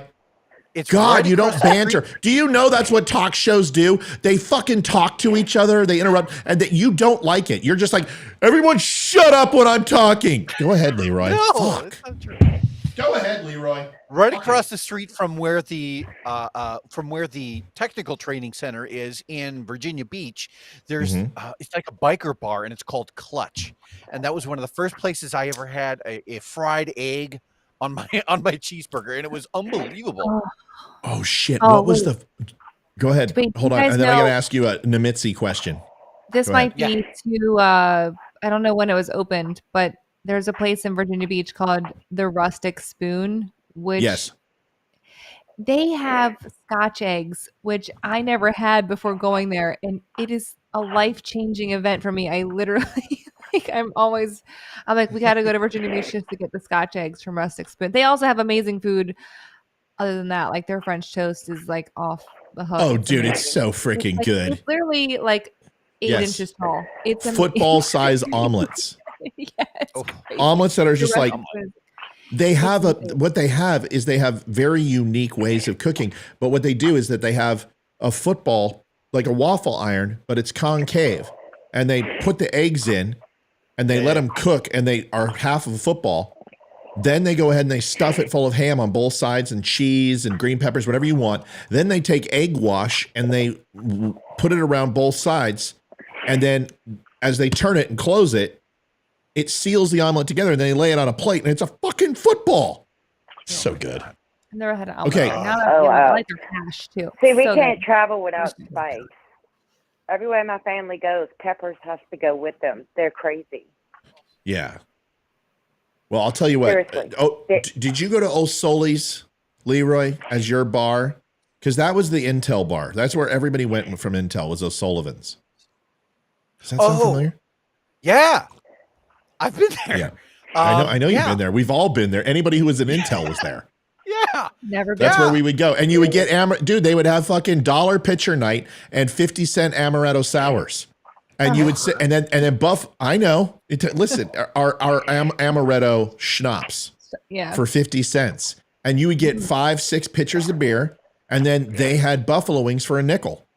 And you would order 150 buffalo wings. And you would just pound beer all night. O'Sully's, dude. Best place in... I mean, it wasn't as good as Friar Tuck's. Yeah. Fun stuff. Okay, last one, and then we can move on. I don't even know if O'Sullivan's is even open anymore. Okay. At Nemitzi, there was this place that you would order from. And this was when you and I were in. So you and I served during the same time, which is insane. I don't know if you were at Intel at this time, though. I probably wasn't, but go ahead. Okay.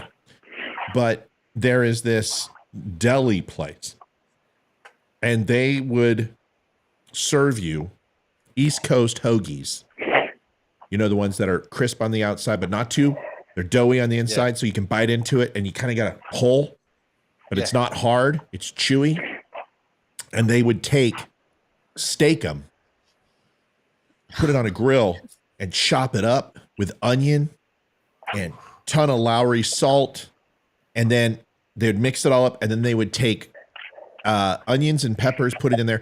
And then they would cook 2 over easy eggs and put it in this French bread and then top it with cheese, mozzarella, and Swiss. Amazing. And then, dude, we would order this at Nemitzi. It took an hour and 45 minutes. And you know, when you got out of Intel training, you're like, fuck, when's chow?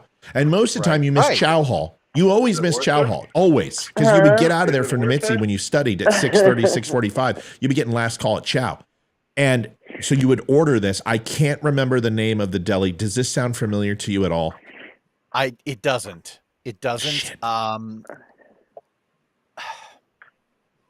The only places that I can recall eating when I was in and around that general area was like I said, Clutch. There was the bar that was a little further down like when you went out the area where the Mitzi was and you hung a right, you were on that road for about 5-10 minutes, and there was like it almost looked like a biker bar. That place was really good. It was called Clutch. Really that was the one that was closer to excuse me, right across the street from, like, when you went out the road from the Mitzi, you'd go through the gate, you'd go for a little while, and then you'd hit the first main intersection. Clutch was a little off to the right and directly across from that intersection. Was that right next to the Applebee's? That had to be right next to the Applebee's, bro. I can't remember. It's right off of Chickadee or something like that. You know what? I do remember that. Yeah. Yes. Okay, let me tell you. Okay, go ahead and tell me your thing, and then I'll tell you something. Oh, no. I was just saying I don't remember the deli, but I do remember those places. No, but that was on General Booth, right? Clutch is on General Booth. if I remember, dude, this is a long time ago for me. So this is 25 years. But if I remember correctly, Clutch was on General Booth and Applebee's was right ahead of that past Chickadee Lane. I worked at that Applebee's while I was in Intel training. So I would get up 06 and I would go through school and then I would go and wait tables at the Applebee's to make extra money. And oh, dude, I was living like a hog. But anyway, yeah. So I worked at that Applebee's for almost a year while I was in my A&C schools. For me, probably the best sandwich place that I can recall while I was wasn't while I was at in Virginia. It was when I was in Jacksonville. When you went off the base in Jacksonville, you'd go for a little while. It was a long road, and along that road, as of any Navy town, there was always like bars and strip clubs and this kind of thing. But you got to the first real main intersection, and there was a Winn-Dixie on the corner, and right next to that, in the same shopping plaza, was this place called Larry's New York Giant Subs. And that was by far and above the best sub sandwiches I could get. All right. Back in the day. It was so good. Still open by chance? Probably. It's probably still there. All right, last question, and then we got to talk about Biden real quick. Best gas station. Go. Buc-ee's. Yeah, that's hands down. There is no question. I haven't heard of Buc-ee's. I like Dash-In or... Don't you make a bad face when you say Buc-ee's? I never heard of it. Don't you dare make a grumpy face when you say... You watch the tone in your face. Ohio one? Listen. Is that an Ohio thing? Listen. No. They're all over. Listen, by the way, In-N-Out's coming to Virginia. Hey, In-N-Out's coming to Virginia, by the way. Tennessee, too. Yeah, they're going to open up the corporate headquarters in Virginia, and the first place they're going to hit is out here, Ashburn, Alexandria, Fairfax. If you haven't had In-N-Out, it's great. Okay, so Buc-ee's. Okay, so there's Heaven, and then there's Buc-ee's. Do they have the pellet ice? Because that's all I care about at a gas station. It's just Name about the ice. anything you want, and the answer is yes. Buc-ee's has it. It literally has 175 pumps. Yeah. Okay. It's the size of a Walmart. And everything you want in there. Everything that is sold within the store of Buc-ee's themselves, I am to understand. I don't know this factually, but I was told that everything is American made. My wife, not only American made, but it's local. We tried to get Flags of Valor in there, and they wouldn't let us put it in there because we weren't Buc-ee's. Yeah. We were It sounds like a place that we always stop. We get our hats at this. It's like a gas station. We literally, because they're all, I don't know what it's called. It's a crappy gas station, but like they have snacks and cheap gas and cool hats and sunglasses. Yeah, this is different, dude. You can go in there and literally get nuts flavored, like smoked, vanilla, roasted carrot. I mean, dude, it is just walls of food and good shit. Beef jerky, every flavor you can think of. You can buy a kayak in there. You can buy tents. You can buy fishing poles, barbecues. It's okay. Now hold on a second. Literally the size of a Walmart inside. Time out now. Time out. I got to go to war. Who are you going to? Heather Kilchrist Daigle. Listen to me, young lady. Yeah. You read the freaking Barstool Sports article this morning where Barstool Sports said In-N-Out's overrated. You read it. I know you did. I bet you've never even eaten there. Don't you dare. First of all, let me explain to you. Shush it, Amy. I'll be right with you in a second. Hold on. I might agree with her, though. That's all. Wait a second. I don't care if you agree or not. Let me tell you something, first of all. Let me tell you something about In-N-Out.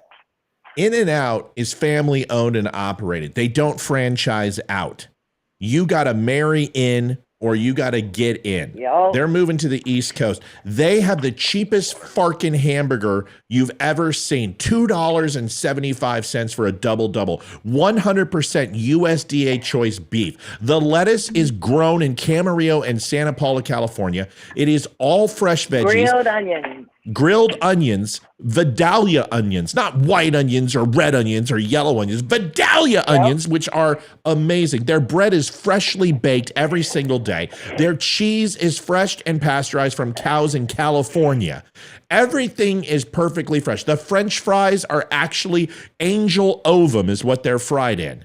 Everything from their area and store is as cheap as possible, and it is the greatest tasting burger in the world. You are full of shit. Amy, tell me why. And they buy from local farmers. Always. Well, Amy, why is it overrated? If you're doing, if you're talking, okay, I haven't had In-N-Out in a few years. The last time I had it, it was before COVID when I was on the West Coast, but so it's been a little bit. So I mean, speaking of cost wise versus like the value, okay, maybe as far as what I like to eat, I don't know. There's a place that's actually local here. It's in Percival that has, in my opinion, the best burger I've ever eaten in my life. And when I $47. It's the most expensive fucking place. The first night we moved in here, we spent $77 as a family of 4. Is that the one right next to the barbershop? Dale's? Yeah, that's like going to a Five Guys. Yeah, near Grudos, right on the main street there. Yeah. Yes, we went to that burger. fucking place. $75 for fucking hamburgers. Are you kidding? Was that the one you're talking about? Oh, wow. Milkshakes too. They have really good. We got milkshakes too. You're damn right. We ordered milkshakes, French fries, and onion rings, and just a standard quarter pounder burger. Is that the one you're talking about? Yeah, Market Burger. It's the best. It's ridiculous. It's good. No, it's good. I won't deny that the prices are expensive there, but they are my favorite burger place. Like when I want a burger, I'm like, we got to go to Market Burger. Like there's no other place that will satisfy. They're delicious. It's the best burger I've had outside of In-N-Out. It's good. There's no doubt. It was fantastic. What's your ranking on Five Guys? In-N-Out though, because okay. where they go and they locate, they've got to make sure they have all their farmers lined up because they do buy local. Yeah, that's the thing. You're so right. The produce makes the burger because literally their lettuce they put on, they chill it at a certain temperature, and it's the last thing they put on. Most places just throw on the lettuce, the ham. They don't. They take the tomato and lettuce and they keep it separate. They put the cheese on, then they stack the onion, then they go ahead and put the Thousand Island dressing on, then they put it on the bun, and right before it gets wrapped, they put in the lettuce and put on the freaking tomato and set it on there, and oh my God. Dude, I don't understand how anyone doesn't love In-N-Out. They are freaking ridiculously good. They also, everybody has to have an A average to work there. They won't allow any kids in there who don't have A's. They pay their tuition in college if they get straight A's. They pay them like $22 an hour. It is a wonderful restaurant. Oh, great. Dude, In-N-Out is just like a lot like Chick-fil-A. Yeah. Well, when you're selling freaking, 1,000 burgers an hour. Yeah. If you've ever been to an In-N-Out, there is always 30 cars in line. It is always packed. There's people at the walk-up window and 2 lines. It's like a Chick-fil-A at lunch. All right. Which is awful because we only have one Chick-fil-A. I only know. So my husband's from California, so that's how I learned of In-N-Out and eating from there. But a friend of mine and my cousin, they buy from their farm, so that's how I knew everything was bought locally. And all they set up when they move from state to state now, they're setting up with all these local farmers to buy straight from them. I will support that. Found it. So it's like she found it. You kind of got to help support them if you like their burgers, especially. No, I'd it's rather not. pay for a A- burger than an A+ burger if that's what ground level they're at. Time out. It's not Granny Apple Fries. I looked. I thought it was it. What is it? Bryn said it was Granny Apple Fries. It's not Granny Apple Fries. That's in Legoland. Is there another one? Because it's not Granny Apple Fries. It's not a food chain. It's literally Southern fried cooking. It probably isn't even open. This was my God. This was back in 91. So I don't even know if it's open yet. But listen, for the person who is making fun of In-N-Out, Heather, she's like, I'd rather go to Chick-fil-A. Heather, I'm just breaking balls. Some people don't like it. I just don't understand because I've had White Castle. I've had Freddy's. Yeah, okay. I've had, what's the other one? Smash Burger. What's the other one you just mentioned a second ago, Leroy? Oh, Five Guys. I've had Five Guys. There's not okay. No, God, it's that like ground round that doesn't stick together. It's smashed ground round. I like a thick burger. Like I like eating a steak on my burger. I don't like the freaking smashed ground round like it looks like a flank steak. I'm like, ugh, God, no. Anyway, I'm very picky, and I don't eat a lot of junk food. But man, I love a good burger. Oh, you know what's a really good burger in town here that maybe you have had? I'm sure you have, Amy. Is More Better. Oh yeah. Actually, I have never been there ever. I know everyone talks about More Better, and I have never. I know. I feel like a terrible person because we live. I know. Oh God. I know. I know. It's because it's a brewery, right? And we're not beer drinkers. No. And Yeah. Okay. More Better Stop. a brewery? First of all, stop. Do you guys have we have breweries every 12 feet. Do you guys have a Quaker Steak down there? No, I don't think Quaker so. Steak Quaker gas Steak station? and Lube? No, Quaker Steak and Lube. Oh, no. Okay. No. Just curious. Dude, I've had In-N-Out Burger animal style. You're also forgetting the secret menu of 4x4s and wild fries. There's a secret menu at In-N-Out. There's only like 6 things on the menu. You get a double burger, a single burger, French fries, chocolate shake, vanilla shake, strawberry shake, and that's pretty much it. But the secret menu, wild fries, 4x4s are in there, which is 2 doubles stacked on top of each other. Wild burger style, which is covered. Dude, there's amazing stuff. So anyway, but we're not talking about In-N-Out anymore. We're talking about Mo Better. What are we? We literally kept them open during COVID, and they have amazing ribeyes. They've got great chicken. I mean, no, it's not. It's high end. I mean, their burger comes on like a brioche or brioche, whatever the hell it is, brioche bun, and it's thick. God, it tastes good, and the fucking sweet potato fries are the shiznit. I love that place. All right, we will go there. Let's say Friday. I'm gonna make Jason take me there tomorrow. Yes, we like Flying Aces on Thursdays has like a burger special, so we'll go there on Thursdays because they have like a burger day. It's so good. They're asparagus. You're right. It is animal fries and wild style on the burger. Whatever. I haven't been there in years, folks.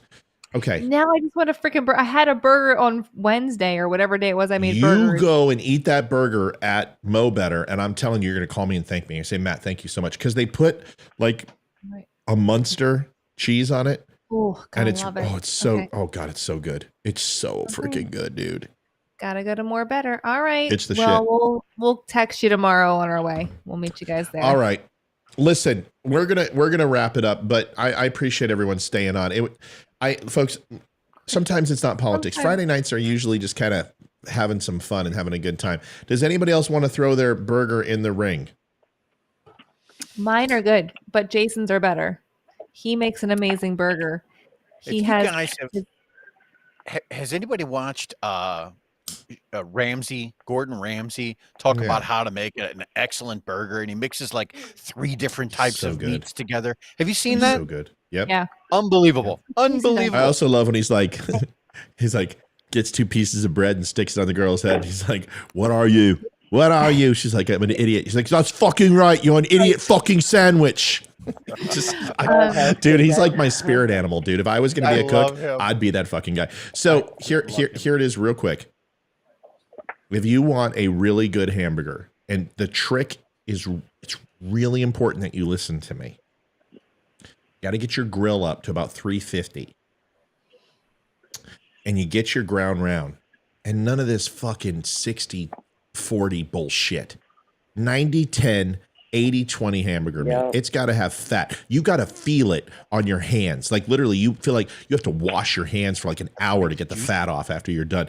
You make that burger, but right before you put it into a ball, and you don't slam it together hard. You got to make it airy. You got to make it airy. You got to put it together lightly. You can't fool with it too much either. It makes it too tough. That's right. Now here's the trick. You handle it, the less is better. That's right. It's just like Bisquick, or it's just like any type of really good dough. You don't want to beat the hell out of it. It toughens it up. But with that meat, this is what you do. In order to tenderize it, but also to cook it, is you want to use 1 tablespoon per burger of Lipton's onion soup mix. Oh, yeah. I do that too. Oh, yeah. But the trick is this. There's a trick. You got to listen to me, people. You got to listen to me. You've got to get like a teaspoon of water and mix in the Lipton soup, because if you put it in dry, it cooks the burger. And then it comes out well done no matter what the fuck you do. You put it on for 1 minute, it's going to be well done because all that salt. So you got to get the Lipton's onion, have the onion a little soft. Then you put it into the burger, make yourself a giant fucking patty like that. And I don't care what you put on that burger from there. You want to be ketchup, you want to put mustard, you want to put barbecue sauce, I don't give a shit. Whatever it is delicious. Can I do one better, Matt? Can I do one better? Yes, you take the Lipton soup mixture. I don't measure mine out. I just do it till it looks good. And you mix it first with tomato juice. Oh, that sounds mix good. that and let it but you got to really mix it, like mix it longer than you want to, like keep mixing it. And then you take your already pre-mixed beef, and if you like to use ground round, or sometimes we'll throw in some pork or something, we usually do a mixture too. Then you put that and you mix it up slightly, not over mixing it, in the refrigerator, let it sit for like 30 minutes. Let it soak. You have to let it sit. You have to let it sit. I'm not kidding. That really it like soaks into the meat. Like the tomato juice keeps it like moist, but like adds like a sweetness, but like also. No, it sounds delicious. That sounds delicious. I'm with you. Now I'm hungry. If you don't like Lipton soup, get the mushroom soup mix, okay? I don't give a shit what's in it. And I don't care if it's gluten-free at all. You're eating a hamburger, okay? Yeah. Go eat something else. It doesn't matter. It is delicious. It is fantastic. Now I'm going to give you one more secret. When you're making your chocolate chip cookies, chill your fucking dough, people. Don't you dare make chocolate fucking chip cookies without chilling your dough. 30 minutes is going to give you a nice crispy cookie. You chill it for an hour and a half to 2 hours, you're going to get a semi-soft cookie. If you do 4 hours, it is going to crumble in your freaking hands and mouth. If you're not chilling your dough, you have no business making cookies. Stop masticating cookies. Stop not chilling your dough. Are you kidding me, people? I don't chill my dough. I like a thick cookie though. I don't like a thin. I've heard that about you. I like a thick, chewy cookie. I don't like a thin, crispy one. I like a thick. Yeah, exactly. Peanut butter. I like peanut butter cookies are my favorite. Oh, above chocolate chip. You chill the dough. You gotta chill the dough. Now, here's another thing. If you haven't been to Disneyland, they're only in 2 places: in Florida and in Japan, in Paris, and in Los Angeles, Anaheim. I've been to 4 Disneylands. Only 2. There's 2. No, the black and the gray. Okay, so there's 2. Son of a gun. Okay, Melanie's gone. So there's 2 chocolate chip cookie places that you need to go to now. And I got to give this to you guys because we're doing this. The thing about these is that there are plenty of places to get the cookie that's this big at Disneyland. And it's only like this. And it's this tall and it funnels up. And it's got a lip around it. Okay? And that's because it rises, but it can't eclipse itself. So it kind of folds and comes down. It's this thick. Now, those you can find just about everywhere. And all of them have one ingredient usually, just chocolate chunks. Now that's a good cookie. It's a good cookie, but it's not the best cookie on the planet. Now, there's 2 spots in Disneyland that you can get it at. You can get it right before you go into Cars Land. And when you go into California Adventure and you go ahead and take a right, there's going to be a cookie store right there. That's the first place. The second place is by the Jungle Adventure in Disneyland side. And it's right before you go into Louisiana area. There's another cookie shop right there. And you are looking, they are in a case. They are almost eye level for Amy and Leroy. But for me, I look down on them. They are in a case. And there's only about 5 deep. And what you're looking for is that exact same cookie that I described. But it has white chocolate chunks in it as well. Wait for it. Amy, God, you're pissing me off tonight, lady. Sorry. That cookie has a splash of brandy in it. Oh. And also brown sugar and finely minced and blended walnut and pecan dust inside of that cookie and vanilla extract. And when you eat it, and I'm not kidding, you bite into it and you take a breath. Has anyone ever done that? They bite and they go through their teeth a little bit. You will feel this ungodly, aromatic, sweet air into your lungs, and you can taste the cookie before you can taste the cookie. And it is the most delicious cookie on the planet. That is the cookie one. They only sell it in 2 places in Anaheim. Only 2. You can't find it anywhere else. I guess I got to go to California for these cookies. I know. You can go to Florida. I would try it, but white chocolate to me is absolutely the stupidest thing ever. It's not even real chocolate. It's just what is it? Wax and coloring. It's just disgusting. It doesn't even melt like chocolate. It's so gross. I hate it. I don't like chocolate. I despise chocolate. I don't like white chocolate. I don't like brown chocolate. I can't stand chocolate. This cookie is, I wish Olivia we would go to Disneyland once a month and we would buy 30 of these fucking things so we could have one a day. Wow. And they were $5 a piece. I'm not kidding. Right. They are. I'm not kidding. Oh my God. One of the best cookies. And we were Olivia's like, I'm going to buy a cookie. And she walks in this shop and she goes, and then this one lady goes, oh, you have you ever had this cookie? And she's like, no. She's like, well, this is a very special cookie to Disney. It's only sold in 2 spots and most people don't know about it. And she tells us this story and Olivia bites into it. And I swear to God, it looked like When Harry Met Sally. I thought she was literally going to just all over the floor. Yeah. And I look at her, I'm like, what the fuck's wrong with you? And she's like, oh my God, this is the greatest. And I said, whatever, just give me a little bite of that. And when I tore it off, it literally, like if I would have put any more pressure, it just would have fallen apart. And I put it in my mouth and I'm like, oh my God. It was the greatest cookie in the world. I swear to God. All right. It's a dummy road trip. We're going to Anaheim. Anaheim, huh? All right. Is that where why don't we just go to Florida? They have them in Florida. Okay. Much better, easier for me. My parents are closer. They can watch the kids. Let's do it. All right. Florida's Listen, we didn't get to Biden tonight. We've been talking enough politics. Sorry. Biden is the worst president in U.S. history. I'm done. Just this fucking guy. Yeah. I can't even talk about him anymore. I don't, dude. We have it locked in the garage with my Corvette. That's something a plumber would say, not the president of the United States. Leroy, come on, man. Really? Am I wrong? Is it? Come on. I know when I have classified material at my house, I keep it in the garage. Jeez, dude. Right. And it's locked because you have a Corvette in your garage. It's locked. And now it's okay. Because if he gets away with it, then it's like a free pass. It's like having your own server in your basement when you want to do comms deals with China. Now, or it's you want okay someone to, or if you you want someone to the crack Clinton your server. defense. Yeah. Can you please tell everybody what a skiff is?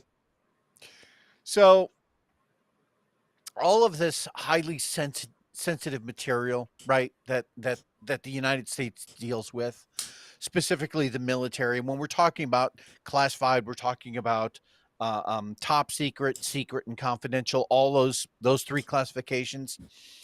Once you get to a certain level, right, the material, doesn't matter if it's paper or electronic, some of those materials can only be read in certain rooms. Those rooms or those buildings are called SCIFs. Sensitive compartmented information facility. Right, facilities. And they're built to exacting measures. Like there's specifications for how thick the walls have to be, for how many layers deep as far as the firewalls in terms of the communications. These are very, very safe things. And so I think where Matt is headed with this is that if the United States military, if the regular folks that are producing the intelligence, right, if we have to adhere to certain measures, then why the hell is some of that material now sitting loose leaf in a garage? It makes you wonder. It really makes you wonder, I mean, somebody at some point is going to say, this guy isn't smart enough to know where his dick is. It's going to happen. So the thing about a skiff is I can tell you that SCI material has left skiffs before. Of course. But when it does, it's under usually lock and key, briefcase. Used to be, everyone see the old freaking, black with silver lining with this giant silver handcuff. Well, it's a little bit more discreet now.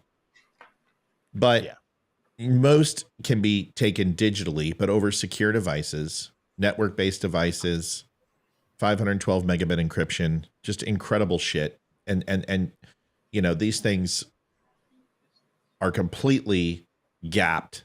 They're not connected to networks, but gapped, you also have the old guy with the briefcase and an attaché. So I've escorted skiff material outside and taken it from Japan to Colorado. So you're a courier, right? You have to have a courier card. It's actually not as disglorious as I make it sound. It's actually kind of a high level thing. It's a pain in the ass to become one, and it's very kind of prestigious if you know what the hell's going on. And it certainly has become more difficult since 9/11. Yeah. Before 9/11, it was a lot easier. You carry a 45 through the airport if you had the proper clearance, and you would just walk through the metal detectors and you could carry. They weren't called couriers when I did it. When you went, it was just an attaché or somebody, who was transferring, secure material, or a courier. Doesn't matter. Point being is that when you had that billet, the reason why you had a gun was to protect and defend that information at all costs, period. And it wasn't designed to you eat cyanide capsules and all that other shit. This was a point of getting material from one point to another safe and secure, right? And if they really wanted it and felt that it was going to be dangerous, they would put it on military flights. And that's ultimately what they do now. You very seldom go civilian. But there are times when you have to fly civilian with compartmentalized information. Here's why I tell you this. Because what Leroy just said, the process of being qualified for that, but just the process of what's known as the chain of custody ain't no fucking joke. No, it's You're not. talking alphanumeric 32 snap key code words to exchange. You're talking about multiple checkpoints to identify that this hasn't changed hands. It is a serious business. Just so you understand, if someone took one piece of compartmentalized information out of a skiff without authorization, I am 100% confident that it hasn't changed since I was in. They would spend 10 years in Leavenworth. Absolutely. Can I make a point on that? Yeah, let me finish up real quick. I'm almost done. Sure. So what I am trying to explain to you is that Donald Trump, from what we saw, had 19 files that Leroy and I went through that would be considered top secret and above, that weren't empty folders, but actually were SCI-based material. We still have no clue what material this was in any way, shape, or form. We don't know. It could have been erosion patterns off to Costa Rica. We don't fucking know. But what we do know is that it wasn't that important because we never found out. We have found out immediately that this most assuredly is compartmentalized, skiff-assigned information, more than likely keyword access, more than likely, if the president's seen it and it's SCI, it's probably keyword, which is better than for your eyes only, better than need to know. You have to be read in to that and specifically assigned to that task force or that group or that unit that's working on that intel collection asset. Second, they specifically have to do with China and Iran. And if that doesn't make you think of Uranium One with Russia, if it doesn't make you think of pallets full of cash, if it doesn't make you think of the money going into the Penn building, the Biden Penn building, where he was a professor and did absolutely no schooling whatsoever, And they took a guy who was last in his effing class, who plagiarized and made him a professor. And you think that all those things don't have something in common. You've got another thing coming. Leroy, go ahead. And Ukraine. Yes, and Ukraine. Sorry. No, you're good. Burisma. It was actually Monday of this week when the story first broke. Matt and I kind of talked about it on the show. This is where I turn a little bit more serious. When the story broke, I had immediately made a post that basically said, look, Biden had gotten busted, because this was before the garage thing. Biden was found out to have had classified material in his possession in his office. Fine, I get it. Trump, same thing. Fine, I get it. Now, here's the difference.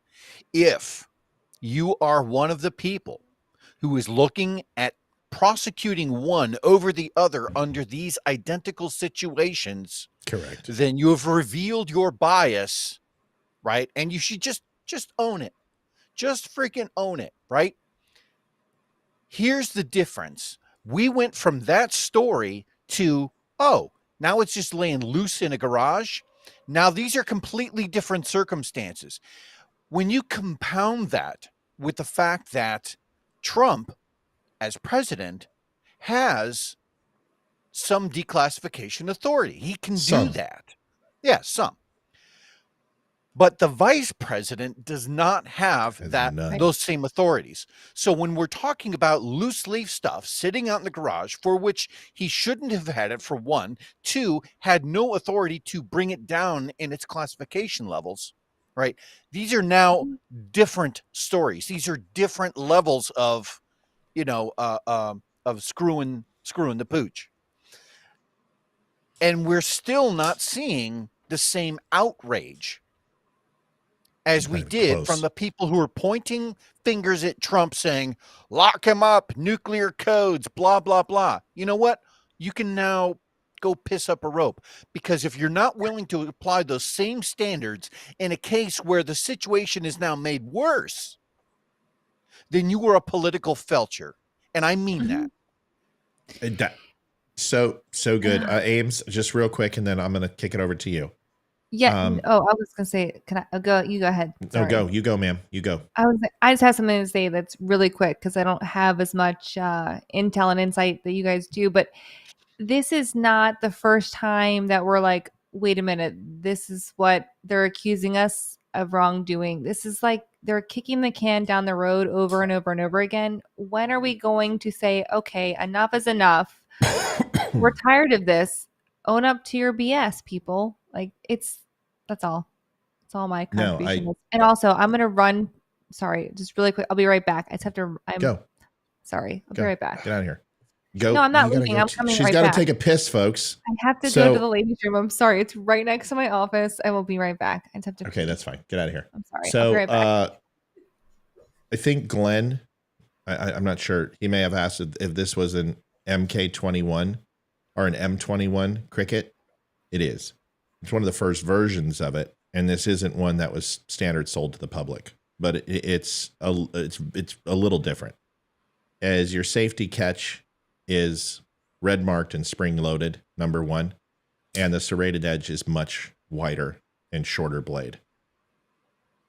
So yeah, but this is an old blade, the old blade. It's been with me for a long time. Okay, good eye, by the way. So that's one of the things. But here's where I challenge this whole process. And I think Leroy will understand. You have to have some biases in this process. And you said it was a felcher. And I agree, people would be a felcher if they go ahead and do one and not the other. What isn't good for one goose isn't good for the other. This is actually something much more severe. Because of the intel collected, there is a conflict of interest with Iran. There is a conflict of interest with China. And there is a conflict of interest with Ukraine. All three of those. Biden has been associated with corruption and accused of that, and certainly not charged with it as of yet. But it looks, from an optics standpoint, much worse. Donald Trump's intel They said we're nuclear OPSEC and strategic ongoings of the nuclear football and overall reaction and playbook, which is bullshit. And even if it was, it's been rewritten 17 times over since then, because that's literally rewritten almost on a weekly basis, but it doesn't matter. The smoking gun, just from an optics standpoint, is much worse for Joe Biden. Absolutely. Because of this following reason. He didn't have 1,700 newspapers with it. He didn't have hundreds of photographs with it. He didn't have golf balls and umbrellas that were labeled, that were taken as souvenirs. This very easily with Trump could be explained as one location, was seen by the FBI, was cataloged, and ultimately is a whole nothing burger when it comes down to it, like Leroy and I said all along. But Joe Biden has intel that is secure, compartmentalized, and there are no classified or secret or top secret. It's all SCI. That is deliberate. There's no accident here. That intel was taken for a reason very specifically. And if it's all around the same time that this was taken, then folks, no matter how you want to go ahead and classify it, it is 100% with no equivocation, intent, and therefore espionage. Period. To make an additional point onto that, when was Donald Trump president, and when did they find out that there were top secret materials in Mar-a-Lago? 2 years? 2020, when he left. Year and a half? Yeah, they knew for about a year and a half. Year and a half? 6 years for him. When was Joe Biden the vice president? Yeah, 2016. In a little bit of time. 2008. Yeah. So we're talking how much time has elapsed, and that crap is still sitting in his garage? It's been sitting there the whole time? It's such a different situation than Trump. And listen, I have said all along, bizarre. if Trump did it, he should be in jail. If he didn't, there's no there because you would have seen it. This would have been handled by now. This would have been done before the midterms. There's nothing there. It's literally a bunch of old freaking secured TSI envelopes that are serialized to information compared to the paper that's in there, which means they were probably destroyed or burned. One of the jobs of a courier is once you go ahead and get that information, your job is to destroy it effectively too, which is through a burn bag or other means. Or you very rarely would bring it back again. You would usually kill on site and just destroy it. But if not, you would then take it back.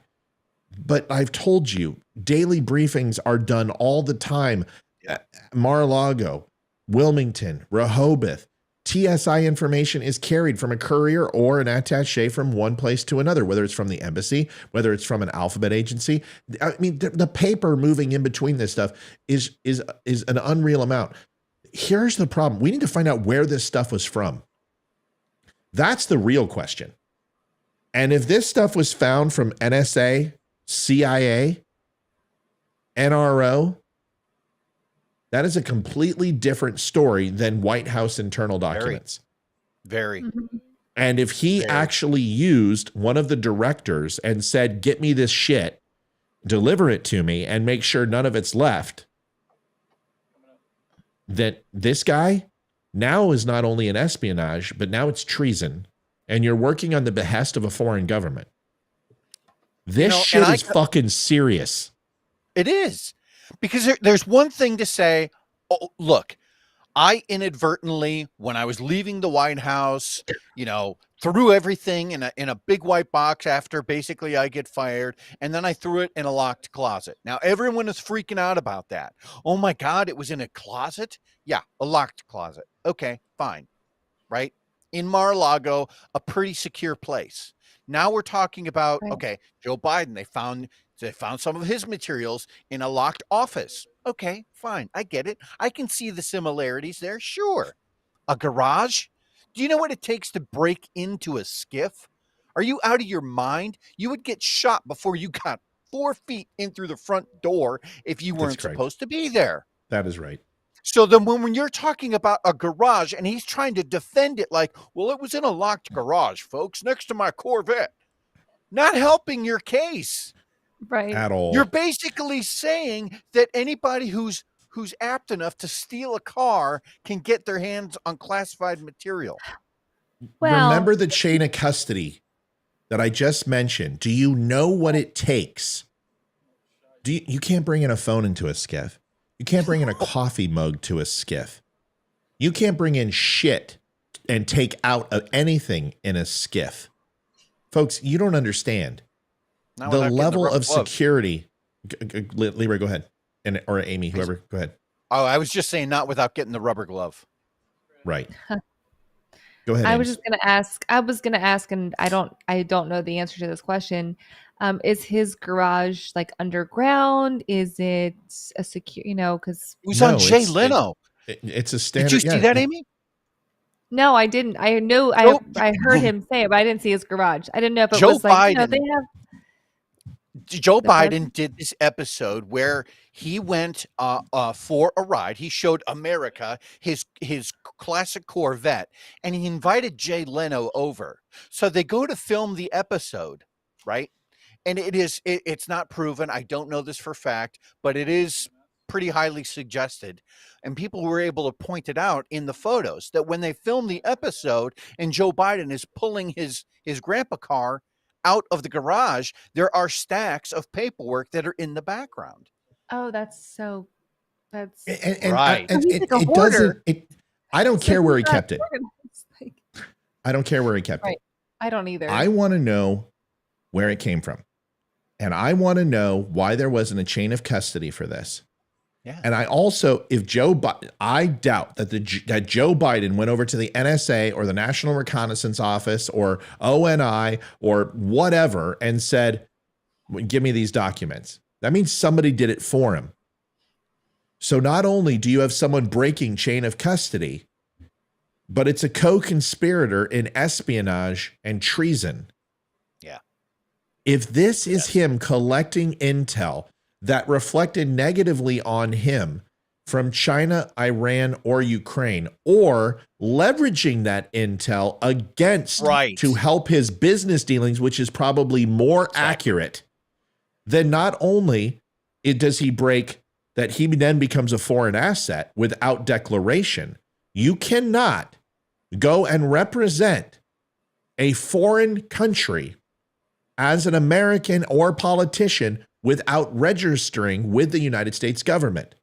Otherwise, you become a foreign asset. Mm-hmm. And you can be charged with treason, spying, embezzlement, and everything else. Yeah. You have to register. This is what got Flynn. This is what got Manafort and these guys. If Joe Biden did that, absolutely. He's fucked. There are people who have done far less wrong in the world that have since had to report in front of congressional Senate hearings, right, and explain themselves and say, why was this done this way? And then the next thing you know, after all of that, all of those testimonies, sometimes people go to prison, and they should. Right. If you are that negligent that some jag-off airman, right, says, oh, I'll sign for that, sir, and then give Joe Biden a box full of paperwork, no, you should be in prison. Mm-hmm. It's serious. I want to know where it came from. I want to know where it came from. I want to know what assets were used to collect this. I want to know if this was predated intel or if it was collected and assigned with directive coming from the White House, which better chance of that. Because if Biden or Obama said, let's have the director come in the office of the NSA, a director of the NRO, director of, and CIA, we need intelligence on these countries for this, and this, and then go ahead and use government assets to collect that. Then you guys got to understand, the vice president has a chief of staff. Right. The vice president has a press secretary. They all have assistant deputy directors in Treasury. They all have military assigned to them, like the Joint Chiefs. The vice president has his own staff. He has his own Air Force 2. He's got his own Marine 1. The vice president may be a ceremonial figure, but he is ready to step in the president's role the moment he needs or she needs to. That gives them a very large amount of power and normally work on the Hill more than the president ever does, which means that he has access to every intelligence agency. He speaks to the oversight committee. He has conversations with the Joint Chiefs. He builds relationships and toes the line for the president. If Joe Biden had SCI information, I promise you, he never stepped foot into a skiff in his life. This was either acquired through misuse of appropriations, number one, or number two was predated intelligence that was removed for a reason. Either one of those things should land Joe Biden in jail for the rest of his life. Period. You know, I was willing at one point when both stories came out and it was reported, oh, you know, Trump they found classified material at Mar-a-Lago. Okay, fine. And then Biden, they found classified material in his office, in his locked office. And I'm like, all right, you know what? You can't prosecute one without basically giving the other one a, they either have to be. You're setting precedent. You are. Okay. Right. And I was willing to accept that. I was willing to say, all right, fuck it. Just let them both go, get back to material, do some investigations behind closed doors, make sure this doesn't happen again. I was willing to let all of that go. But now that it's sitting in Office Max boxes behind his Corvette, I'm like, that's a different level. That's Hillary Clinton server type shit, and no one cares. No one gives a shit because he's a Democrat. He's on what they perceive, what they're throwing out there as the good guy's side, and so they get a pass. And it's not right. Let me be transparent. You either keep consistent standards or you get the hell out of this game. Yes. Thank you for saying that. I agree. Dude, the thing is this. And I'll be honest. I've studied the Hillary Clinton scandal backwards and forwards. I've done plenty of shows on it. I don't like her. No. And her taking a compartmentalized piece of software, she didn't do that herself. No. She never went into a skiff and got a piece of software. She requested it and she got it. They were lackadaisical about their servers. There's no doubt. And honestly, for the amount of conveyance that she did convey, how much was SCI? I can see a little bit at the volume that she did it. Listen to me here, folks. She had more documents than Edward Snowden did by 200 times, okay? If she was trying to do this, she really was ignorant and used her power to take advantage of things that she knew better on, and she should be in prison for it. Hands down. She took compartmentalized software. She broke broke a cease and desist. She had she had an attorney cease and desist to and then she covered up evidence. Destroyed information. That is obstruction of justice. She should be in jail. There's no doubt. In my opinion, what Joe Biden did with the implications of how he obtained the information, it's worse. Because it's at a small scale and it was blatant and it was on purpose. There is absolutely no evidence in any way, shape, or form that Donald Trump stole documents to benefit himself. There is absolutely circumstantial evidence at this point because of the countries that were involved in this evidence and the level of sensitivity that it is and the multiple locations that it was stored in and the people who had access to it and how he obtained it, in my opinion, is more of a national security threat than what Hillary Clinton did. Yeah. I don't know about Leroy.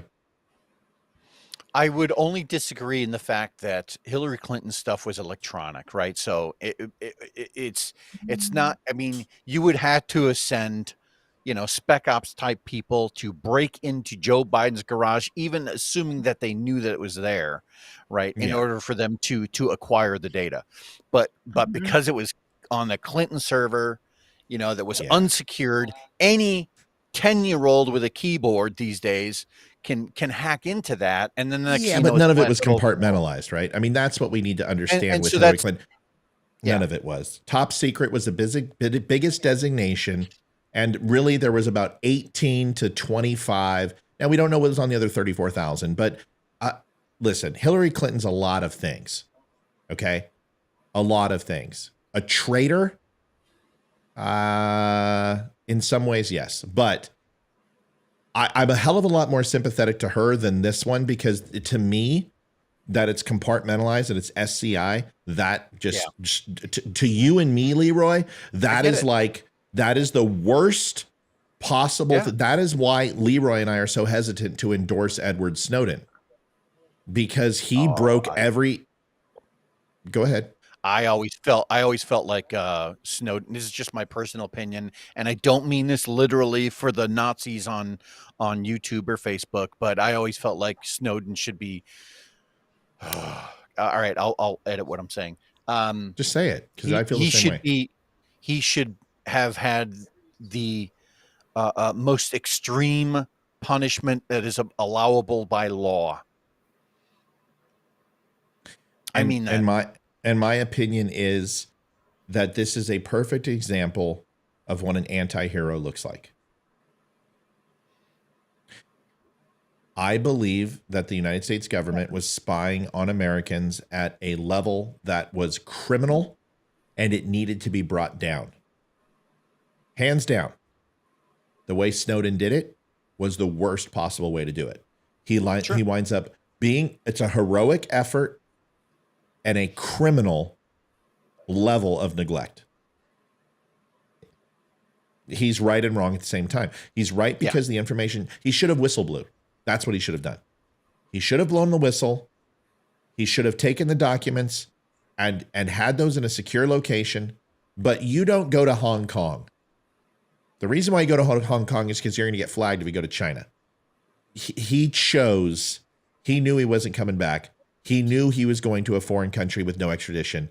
He knew he was going to a communist country, which was absolutely an enemy of the United States. I'm not very cool with Snowden, with this, but I will tell you, he should have whistle blew, and I would have a completely different opinion of him. Yeah, I can see that. You don't go sell secrets. Anyway. Yeah. Amy, 1 minute. Last word. Go get him. Last word. To talk about Biden for a second, I'm just, I think we joke about him a lot, and I think he's been a big disappointment to our country as a whole. I feel like we need to change our perspective a little bit, and not to like lighten it to the point of like, this is a joke, but there's got to be a way to bring the irony of everything he does into there's got to be a way to help spin it to a positive way for our country, because we just look like such a running joke to the rest of the world. I mean, there's so many tragedies happening in our world, and then this is it's like we're the comic relief right now, and we are the most serious country, the most powerful, the most amazing country in our entire world. And we are the laughing stock right now. We are like the jocks that are finally failing. And I don't like that feeling. So I don't talk about that. That's my 2 cents there. We got to fix this. We got to spin this in a way that makes sense for the good of our country.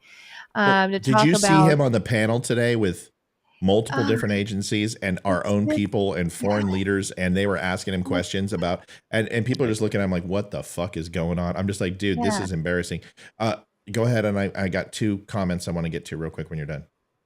Yeah, no, I agree. I mean, I love, I don't mean to sound this in a derogatory way, so if it comes off that way, I apologize, but I love old people. I love the elderly. I just have such an affinity towards them. And so I want to like him, but like I think about my grandparents, and I'm like, my grandfather would have had a talking to with him. Like both of them, they would have been like, dude, sit down and shut up. You are effing crazy. Not in those words, because they were the nicest people. So it's just hard. Like, I want to like him. It's just really hard for me to like him. I don't know. I had a comment about something else, but I forget. Something about food. I forget what I was going to say, but take a I'm second. hungry now. I'm going to go to and eat. I'm going to give two things that were called out. First, Frederick says he went to Russia, Snowden, not before he went to Hong Kong. He went to Hong Kong first, and he laid low in Hong Kong.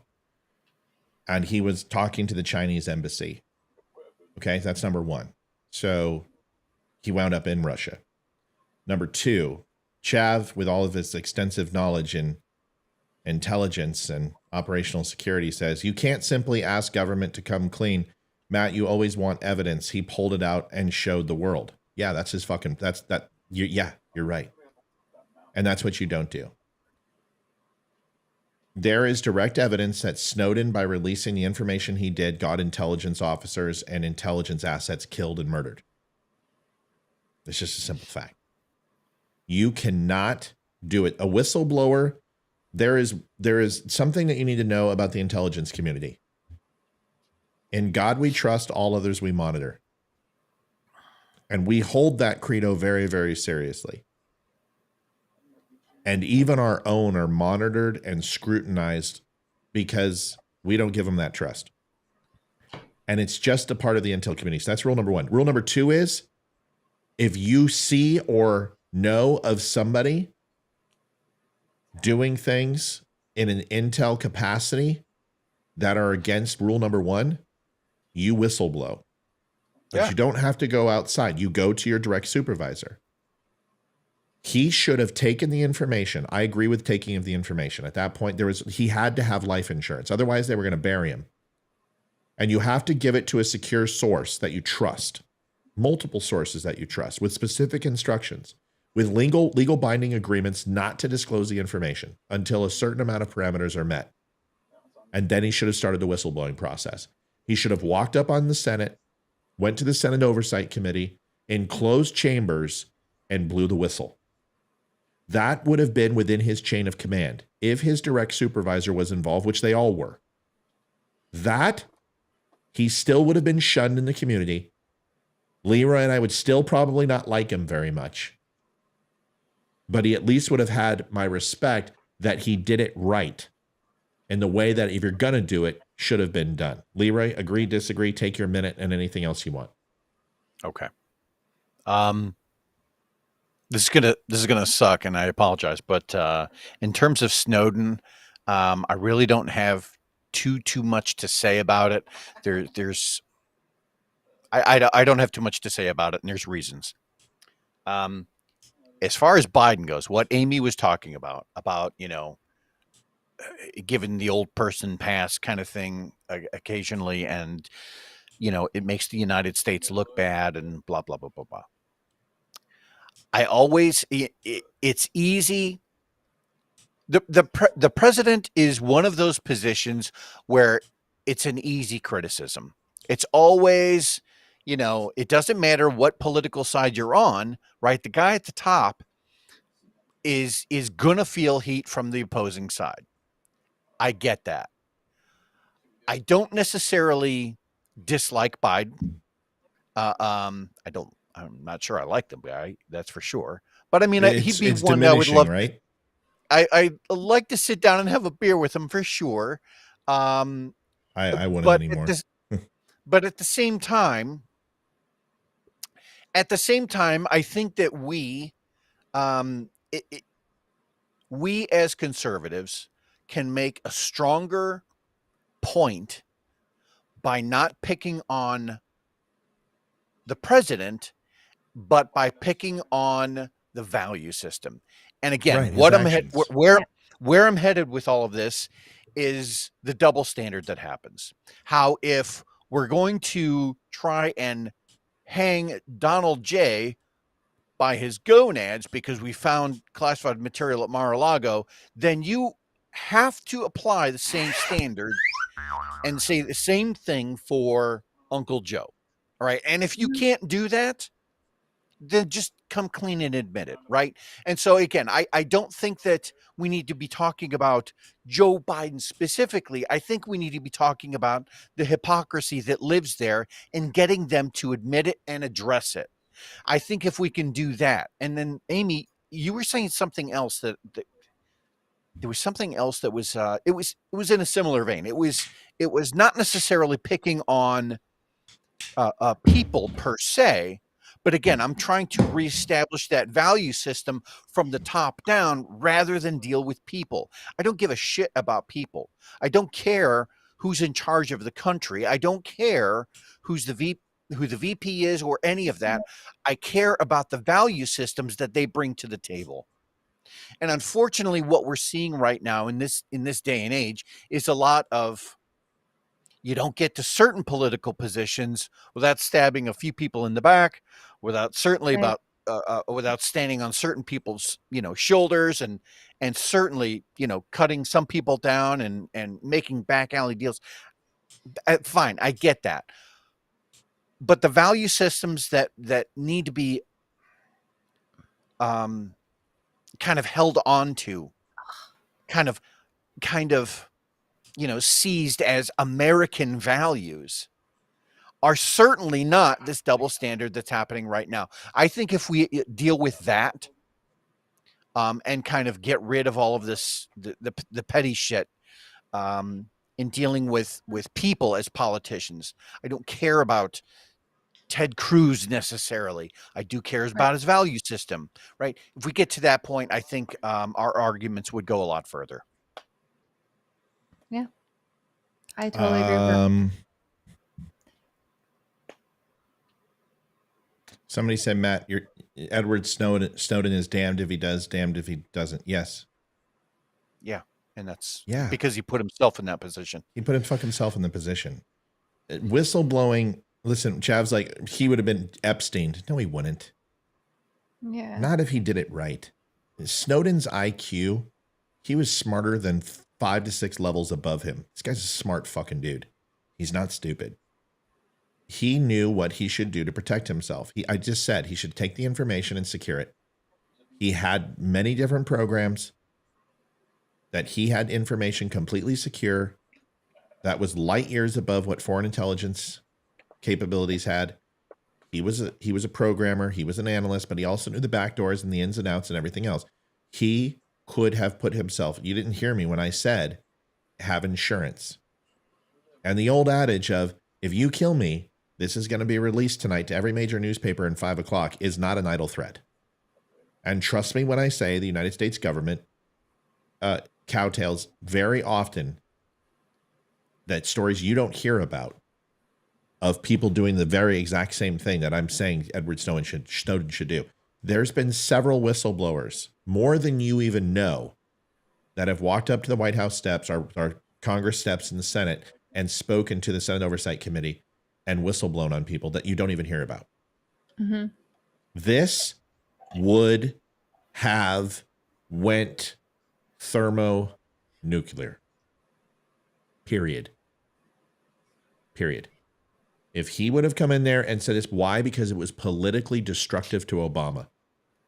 It would have destroyed Obama. Mm-hmm. And if Snowden would have walked up, every Republican would have put them under his wing and protected his ass. You got about 90 people on? I don't know. Maybe. You should probably double tap and make sure that everyone understands that the intelligence community, by and large, they're held to certain standards. One of them is Executive Order 12333, which basically says that you're not allowed to spy on Americans, folks. Oh, right. If you do that and the right people find out about it, you're going to jail. Yeah, not without a warrant. And that's where the FBI. It would be the FBI. Wouldn't it be the NSA and the CIA, folks? They can't work nationally. Right. And so the FBI. And so when you're talking about Snowden and whistleblowing and all of this, it's because he knew that at an agency level, that executive order was just flagrantly disregarded. It was. The law was being broken. And as an intelligence analyst, and a GS position, he takes the same oath to the Constitution that we do. You know he's in the military, right? You know he protected and swore an oath to the Constitution. Broke both legs and was outed from the military. Snowden's not a wimp. Snowden's not a pussy. He was an extremely fast-moving, hard-charging intelligence officer that was moving up the ranks and got access to information far faster than most people in his age and grade. And he didn't like what he saw. I don't like how he did it. And we can say that. Leroy and I can say, do you think that Leroy and I haven't seen things that aren't necessarily right? Because we have. There's a very big difference. But when somebody says this is a moral question of this magnitude, of looking at emails, private photographs, turning on spy cams on your computer and watching sexual positions, gathering blackmail, targeting information, some bad shit, dude. Yeah, it was serious. You know, everyone freaked out. Hold on, real quick. I got to address. Hold on, I got to address this person who's in the room. Somebody said basically that the boxes weren't returned by staffers for Biden. Listen to me when I tell you this. That is the biggest load of bullshit ever. He shouldn't have had those materials anyway. Period. Him having those materials in his possession after vice presidency or during vice presidency is absolutely 100% falls in line of espionage and falls in line of breaking every single intelligence clearance and rule that's in place, is taking compartmentalized information out without a chain of custody. Period. Go ahead, Leroy. The same people who are not freaking out and don't give a shit about the Twitter releases and how far these messages came down from the White House to Twitter level executive employees. If you don't care about that cover up or uncover up, if you don't care about that, then you're not going to care about the files that were found in Biden's garage. Right. You're not going to care. Right. And for those people who are saying nothing's going to happen with this, you need to listen. The only thing that needs to happen to Joe Biden is the DOD revoke his clearance. That's all, and no more Joe Biden. That doesn't take the Supreme Court. Right. That doesn't take a criminal charge. It is a closed door hearing. They review evidence. If he broke the chain of custody or collected assets, they were this close to pulling Hillary Clinton's clearance. If she would have been elected, I don't think they were going to give her a clearance. I truly believe you don't understand the intel community when it comes to clearances, man. You just don't understand how serious it is. And I have seen people for far less, a sliver. I have seen lieutenant colonels fall. I've seen captains fall for disclosing things at a tenth of this magnitude. An nth of this magnitude. Leroy, go ahead. Sorry I interrupted you. No. I was saying, yep, I completely agree. I don't think that you can make the people care about the boxes of paperwork in Joe Biden's garage. You can't make them care about that if they didn't care about the Twitter release. Yeah, it's true. It's just right. And that was I was going to say kind of the same point. What is the reality of this ever becoming an actual anything? Yeah, we're going to complain about it, but like, we're not going to hold him accountable. I feel like this is just going to be like level SCI. They don't fuck around. You guys don't understand, man. I know Leroy does. Think about this too. One of the hallmarks, one of the key takeaways, and I'm not saying the United States is a fascist state. I'm not saying that. But one of the hallmarks of fascism is when the government gets in bed with the media to control the manipulation. They manipulate data, headlines, and when the information gets pumped out.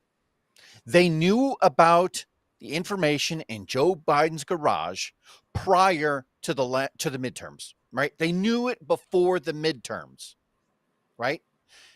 We have these stories that come from the White House or from Twitter that basically say the White House told us to squash that particular user.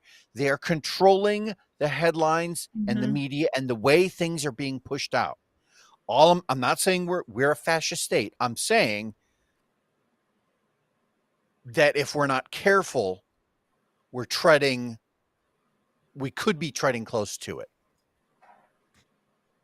And I'm telling you, the only hope that this old salt has is that the CID and the NSA, who have no love for the President of the United States, no matter what or who it is. I have never seen more dissension in an intel community than the NSA and the White House administration. Because the White House wants info and the NSA says, fuck you. Because the NSA doesn't share. And you can, and with anybody but their own. If this guy did what he did, where are we going now? The NSA has every right to pull his clearance. And you got to remember, man, they went after Don Jr., Ivanka. They went after several people who and granted them access and then pulled, including Kushner's clearance. And that is not that far removed than a vice president. Now, he's the president of the United States.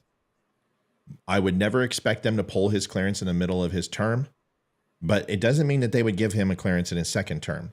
You have to understand the clearance that the president of the United States has isn't a standard clearance. It's inherent with the office. Do you understand? It's not a single scope background investigation. It's not a TCI clearance. It is literally a God mode clearance, which is granted to him along with his office. If he abused that as a vice president, and there is enough evidence to show, and it will be investigated, I believe, in my opinion, that this right here is hands down the most severe thing a president has ever done in U.S. history when it comes to espionage, treason, or abusing his role in office and breaking the rules. I think this is the most serious thing. Leroy, and I'll let you go out on that. You can tell me whether you agree or disagree with that. I think it's bigger than Watergate. It's bigger than Chappaquiddick. I don't know that anything will ever eclipse Watergate, only because the name itself has kind of taken on its own kind of meaning. Like, you can literally say the name of a hotel now and people immediately know, what the hell you're talking about. That being said, yes, I completely agree with you. I think that it is a much bigger deal, right? Because what were they after in Watergate, right? They sent a couple of agents into an office, poking around with flashlights in the middle of the night. Don't even know if they found anything. Okay, I get it. They're spying on the DNC. I understand. Bad. Still not just flagrant. Oh, we're just going to leave this box of TS material in the corner of my garage. It's compartmentalized information. Not Leroy and I would be in jail for the rest of our lives. Not anywhere near the same level of, oh my God, are you kidding me? Yeah. Trump didn't even scratch the surface of this. Yeah. He didn't even scratch the surface. There was no evidence that compartmentalized information was in there or disclosed. They had folders that were there. You had the FBI sign off that the security of that information was fine. They left it there for 4 months.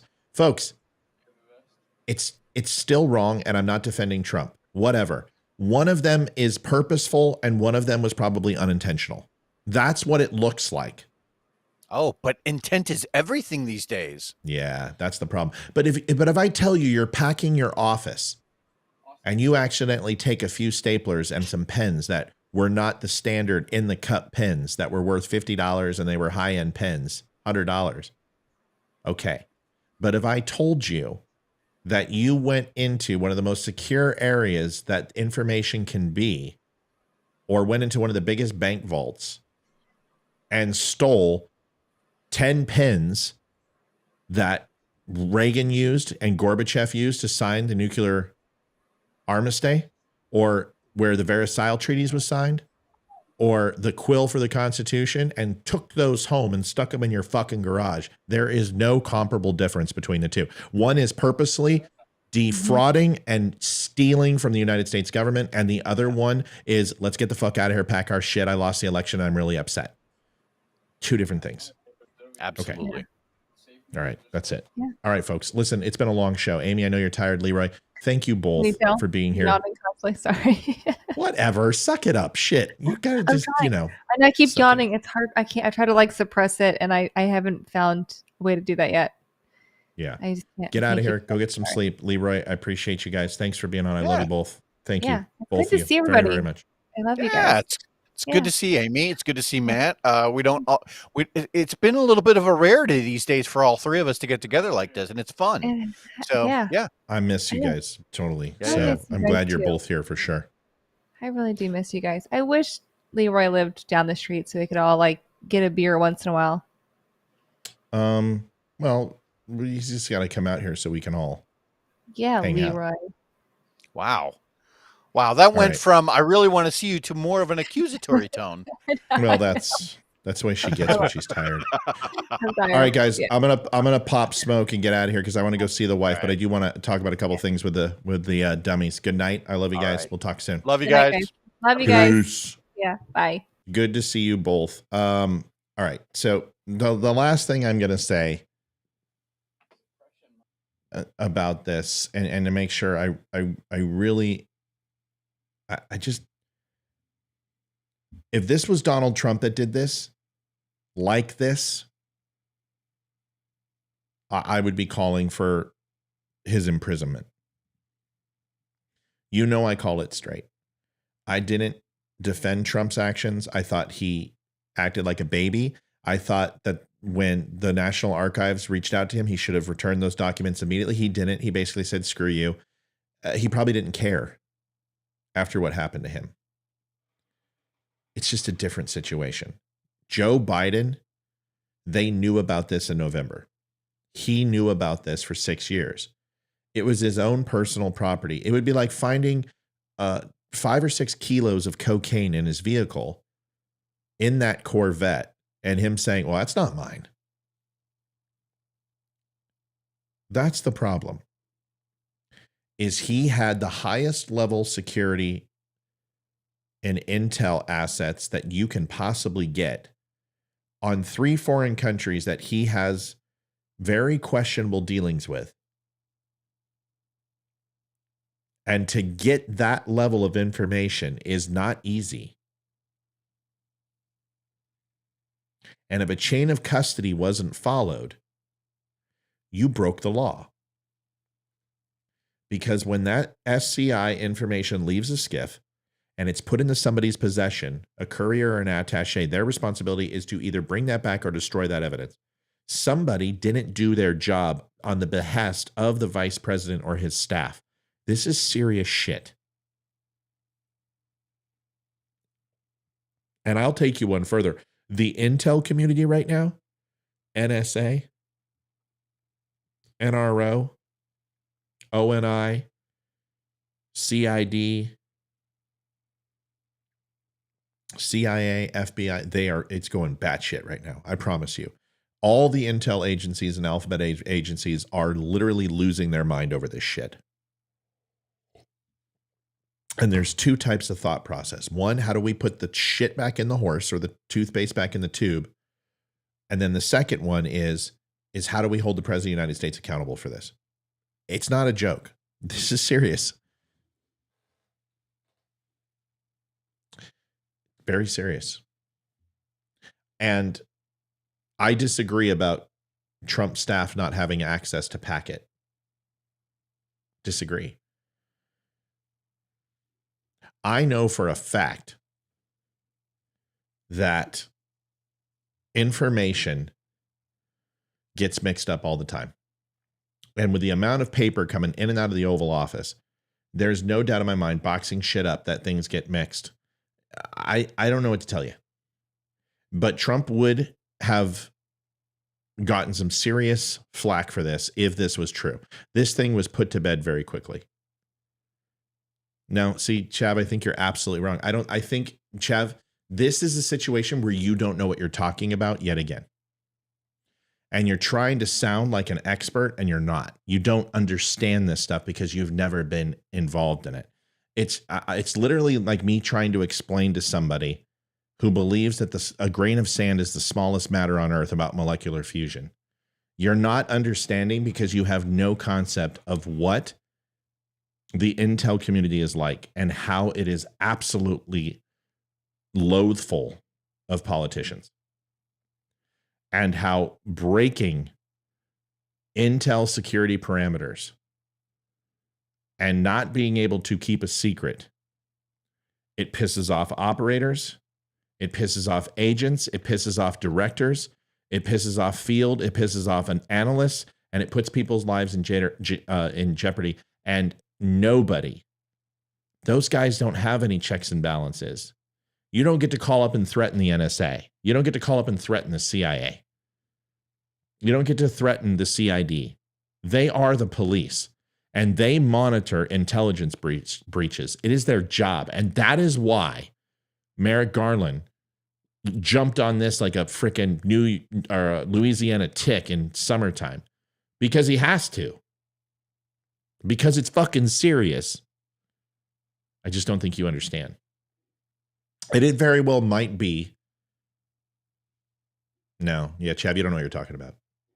Matt, I just want to say, even though I was not listening from the beginning, the personal story shared to the convo went brilliant. Oh, thanks, Christina.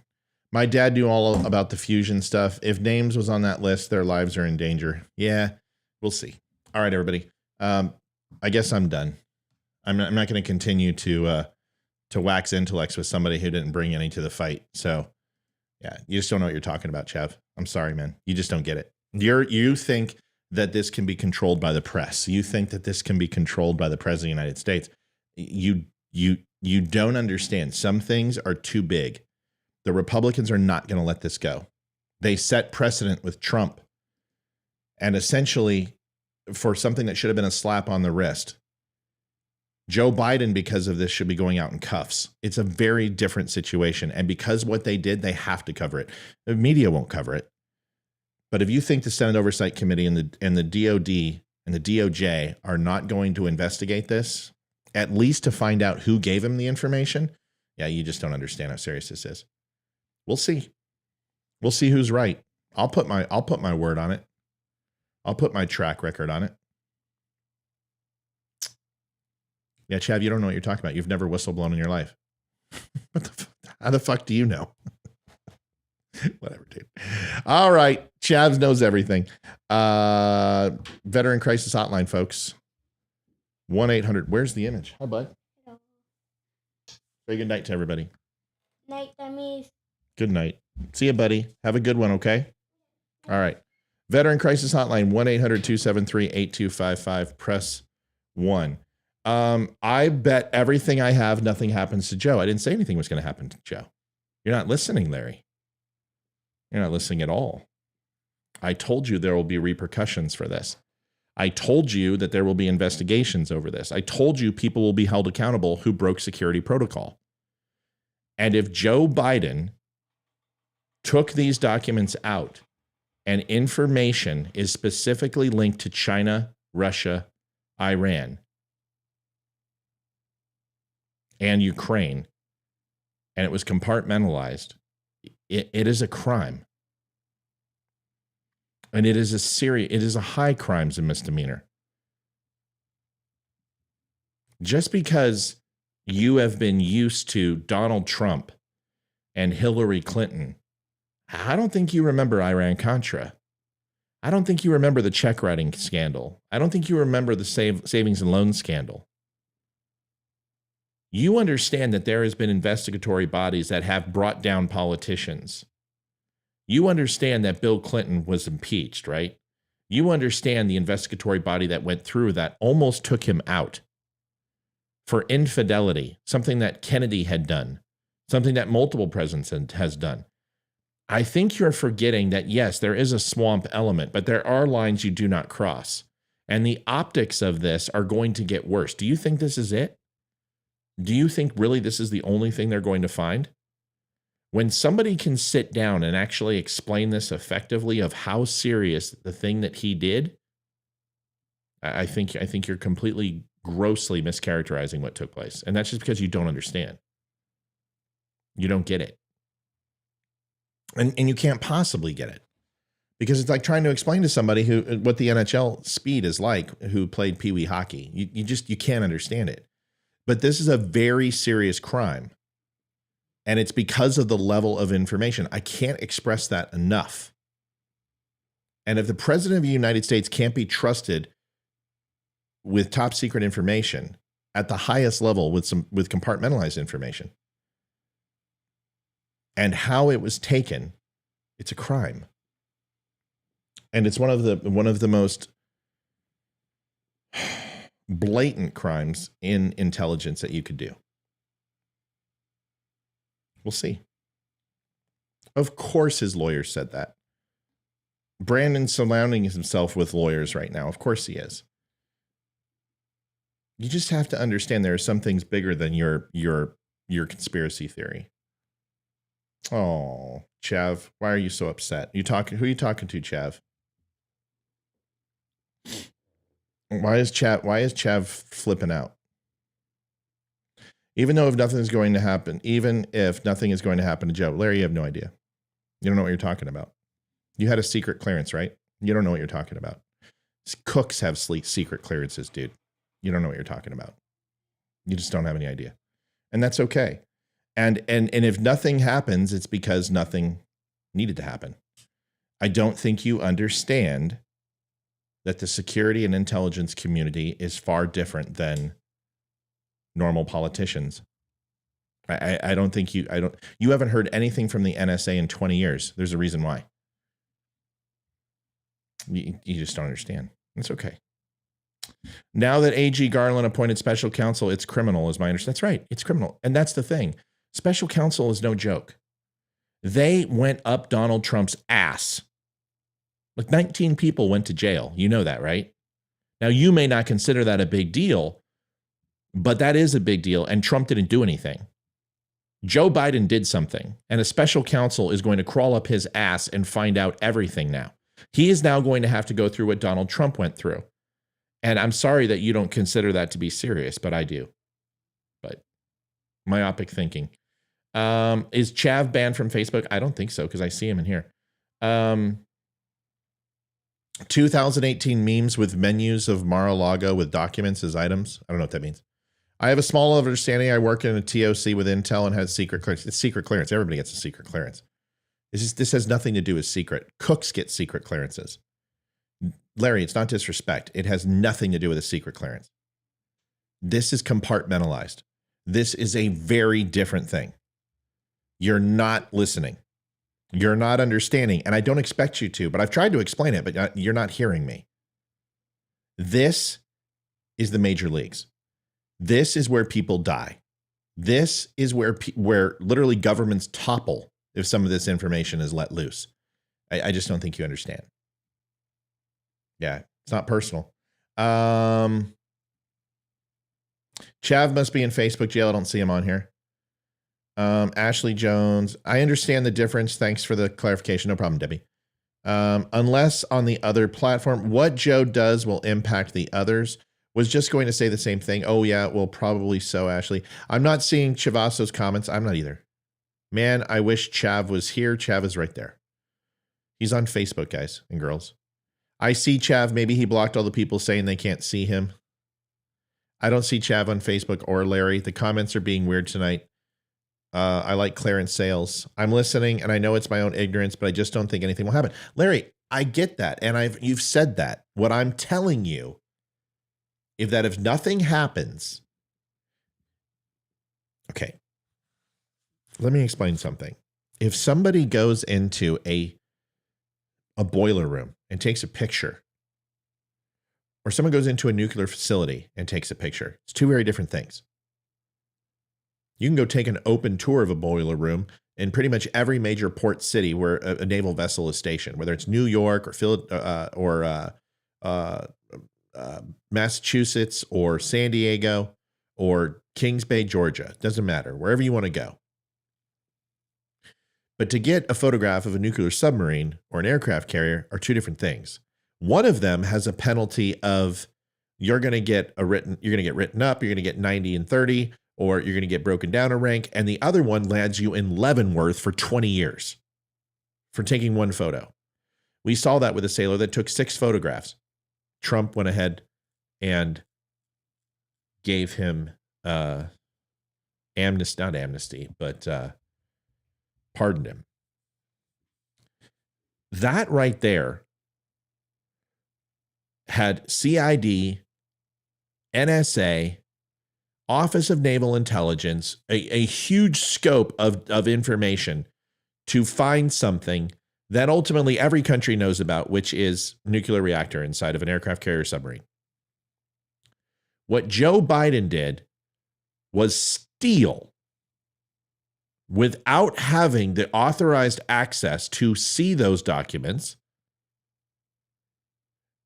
keep those documents and have somebody either A, get them for him, or B, he removed or had somebody remove, kept them unsecure at multiple locations for over 6 years, knew about it, lied about it, and covered it up, and then dismissed it. What he just did was rub and shove his thumb at every single intelligence community in the world. What happened when Kennedy did that? The intelligence community don't fuck around. They don't like politicians. They don't like loose lips. They don't like traitors. And they will get their justice one way or another. When George Bush blamed the intelligence lapse from 9/11 on Bush, they got him back hard. And if you knew anything about it from an intel perspective, you would question the evidence of weapons of mass destruction and what that did to Bush's career and his life and his legacy as president. The intelligence community does not fuck around. They are masters at deception, at intelligence gathering, at monitoring, at coup d'etats, at political advantageous trouble and insurrection, at human intelligence, at interrogative techniques, asset distribution. These intelligence communities have no loyalty to Joe Biden or Trump. And if Joe Biden did what it looks like he did, there will be repercussions. And it may not be as blatant as you want it to be, Joe Biden out in handcuffs. But trust me when I tell you there will be repercussions and they'll be serious.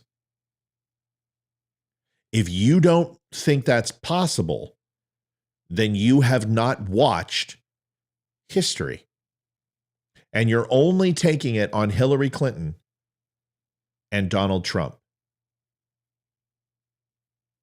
You're looking at Eric Holder. But you have not had a politician truly break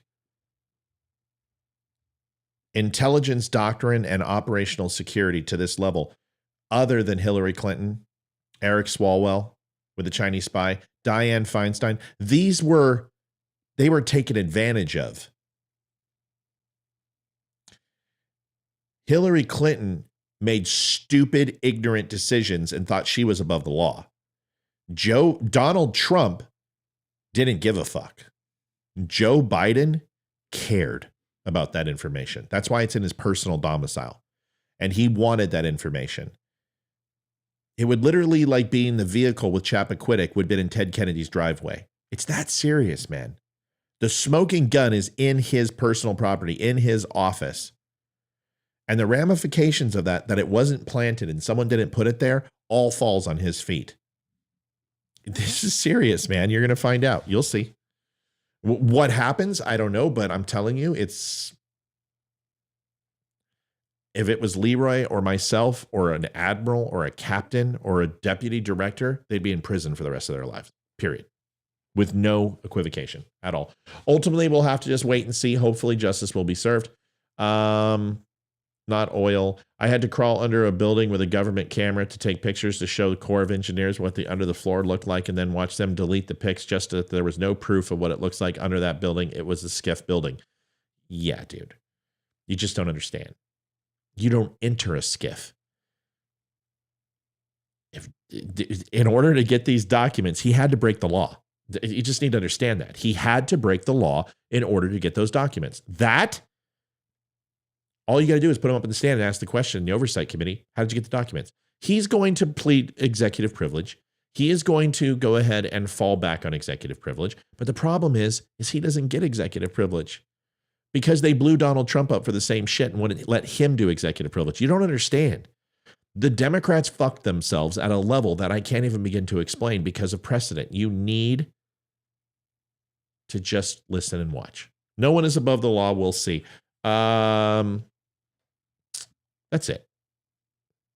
Veteran Crisis Hotline, 1-800-273-8255, press 1 or 988. You can do that. Thanks for watching, dummies. I appreciate you. Thanks for stopping by tonight. Do me a favor. Go to the Don't Unfriend Me store and go pick yourself up a nice Red Friday shirt or some coffee or some hats. I'm revamping it right now. So if you go to the shop, it looks a little less than it usually does, but all the links work. Go in there and pick it up. I should have the site done this weekend. It's looking pretty darn good. Everything's going to be on one location. No more going to Shopify. No more going to the Don't Unfriend Me store. It's all going to be under the Dumb Show or Don't Unfriend Me. Go over there and pick up some stuff. Go and pick up a flag at Percival Flag Company if you would not mind. They are good friends of the show. Percival Flag is under pfcflags.com, and you can go ahead and get a flag. They're giving away a free desktop flag if you do. And that's about it, folks. I will talk to you tomorrow. Appreciate you, Mikey. Remember, I'm not right. I haven't said exactly what's going to happen. I'm just telling you that there will be severe implications if what we have found out is correct. If it wasn't planted, he's in trouble. Whether we feel that and hear it and see it, I don't know. But I'm telling you, something's going to be happening.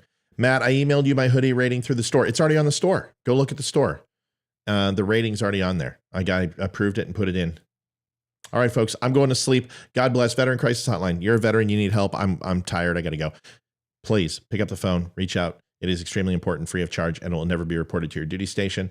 And if you are a civilian, once again, you can still call, and it is free of charge. They won't turn you away because you're not a vet. Good night, folks. That was horrible. I did it horrible. I need to go to sleep. I will talk to you tomorrow. Yes, I'll have a show and a recorded one too. See ya. No, that's not going to work. This one.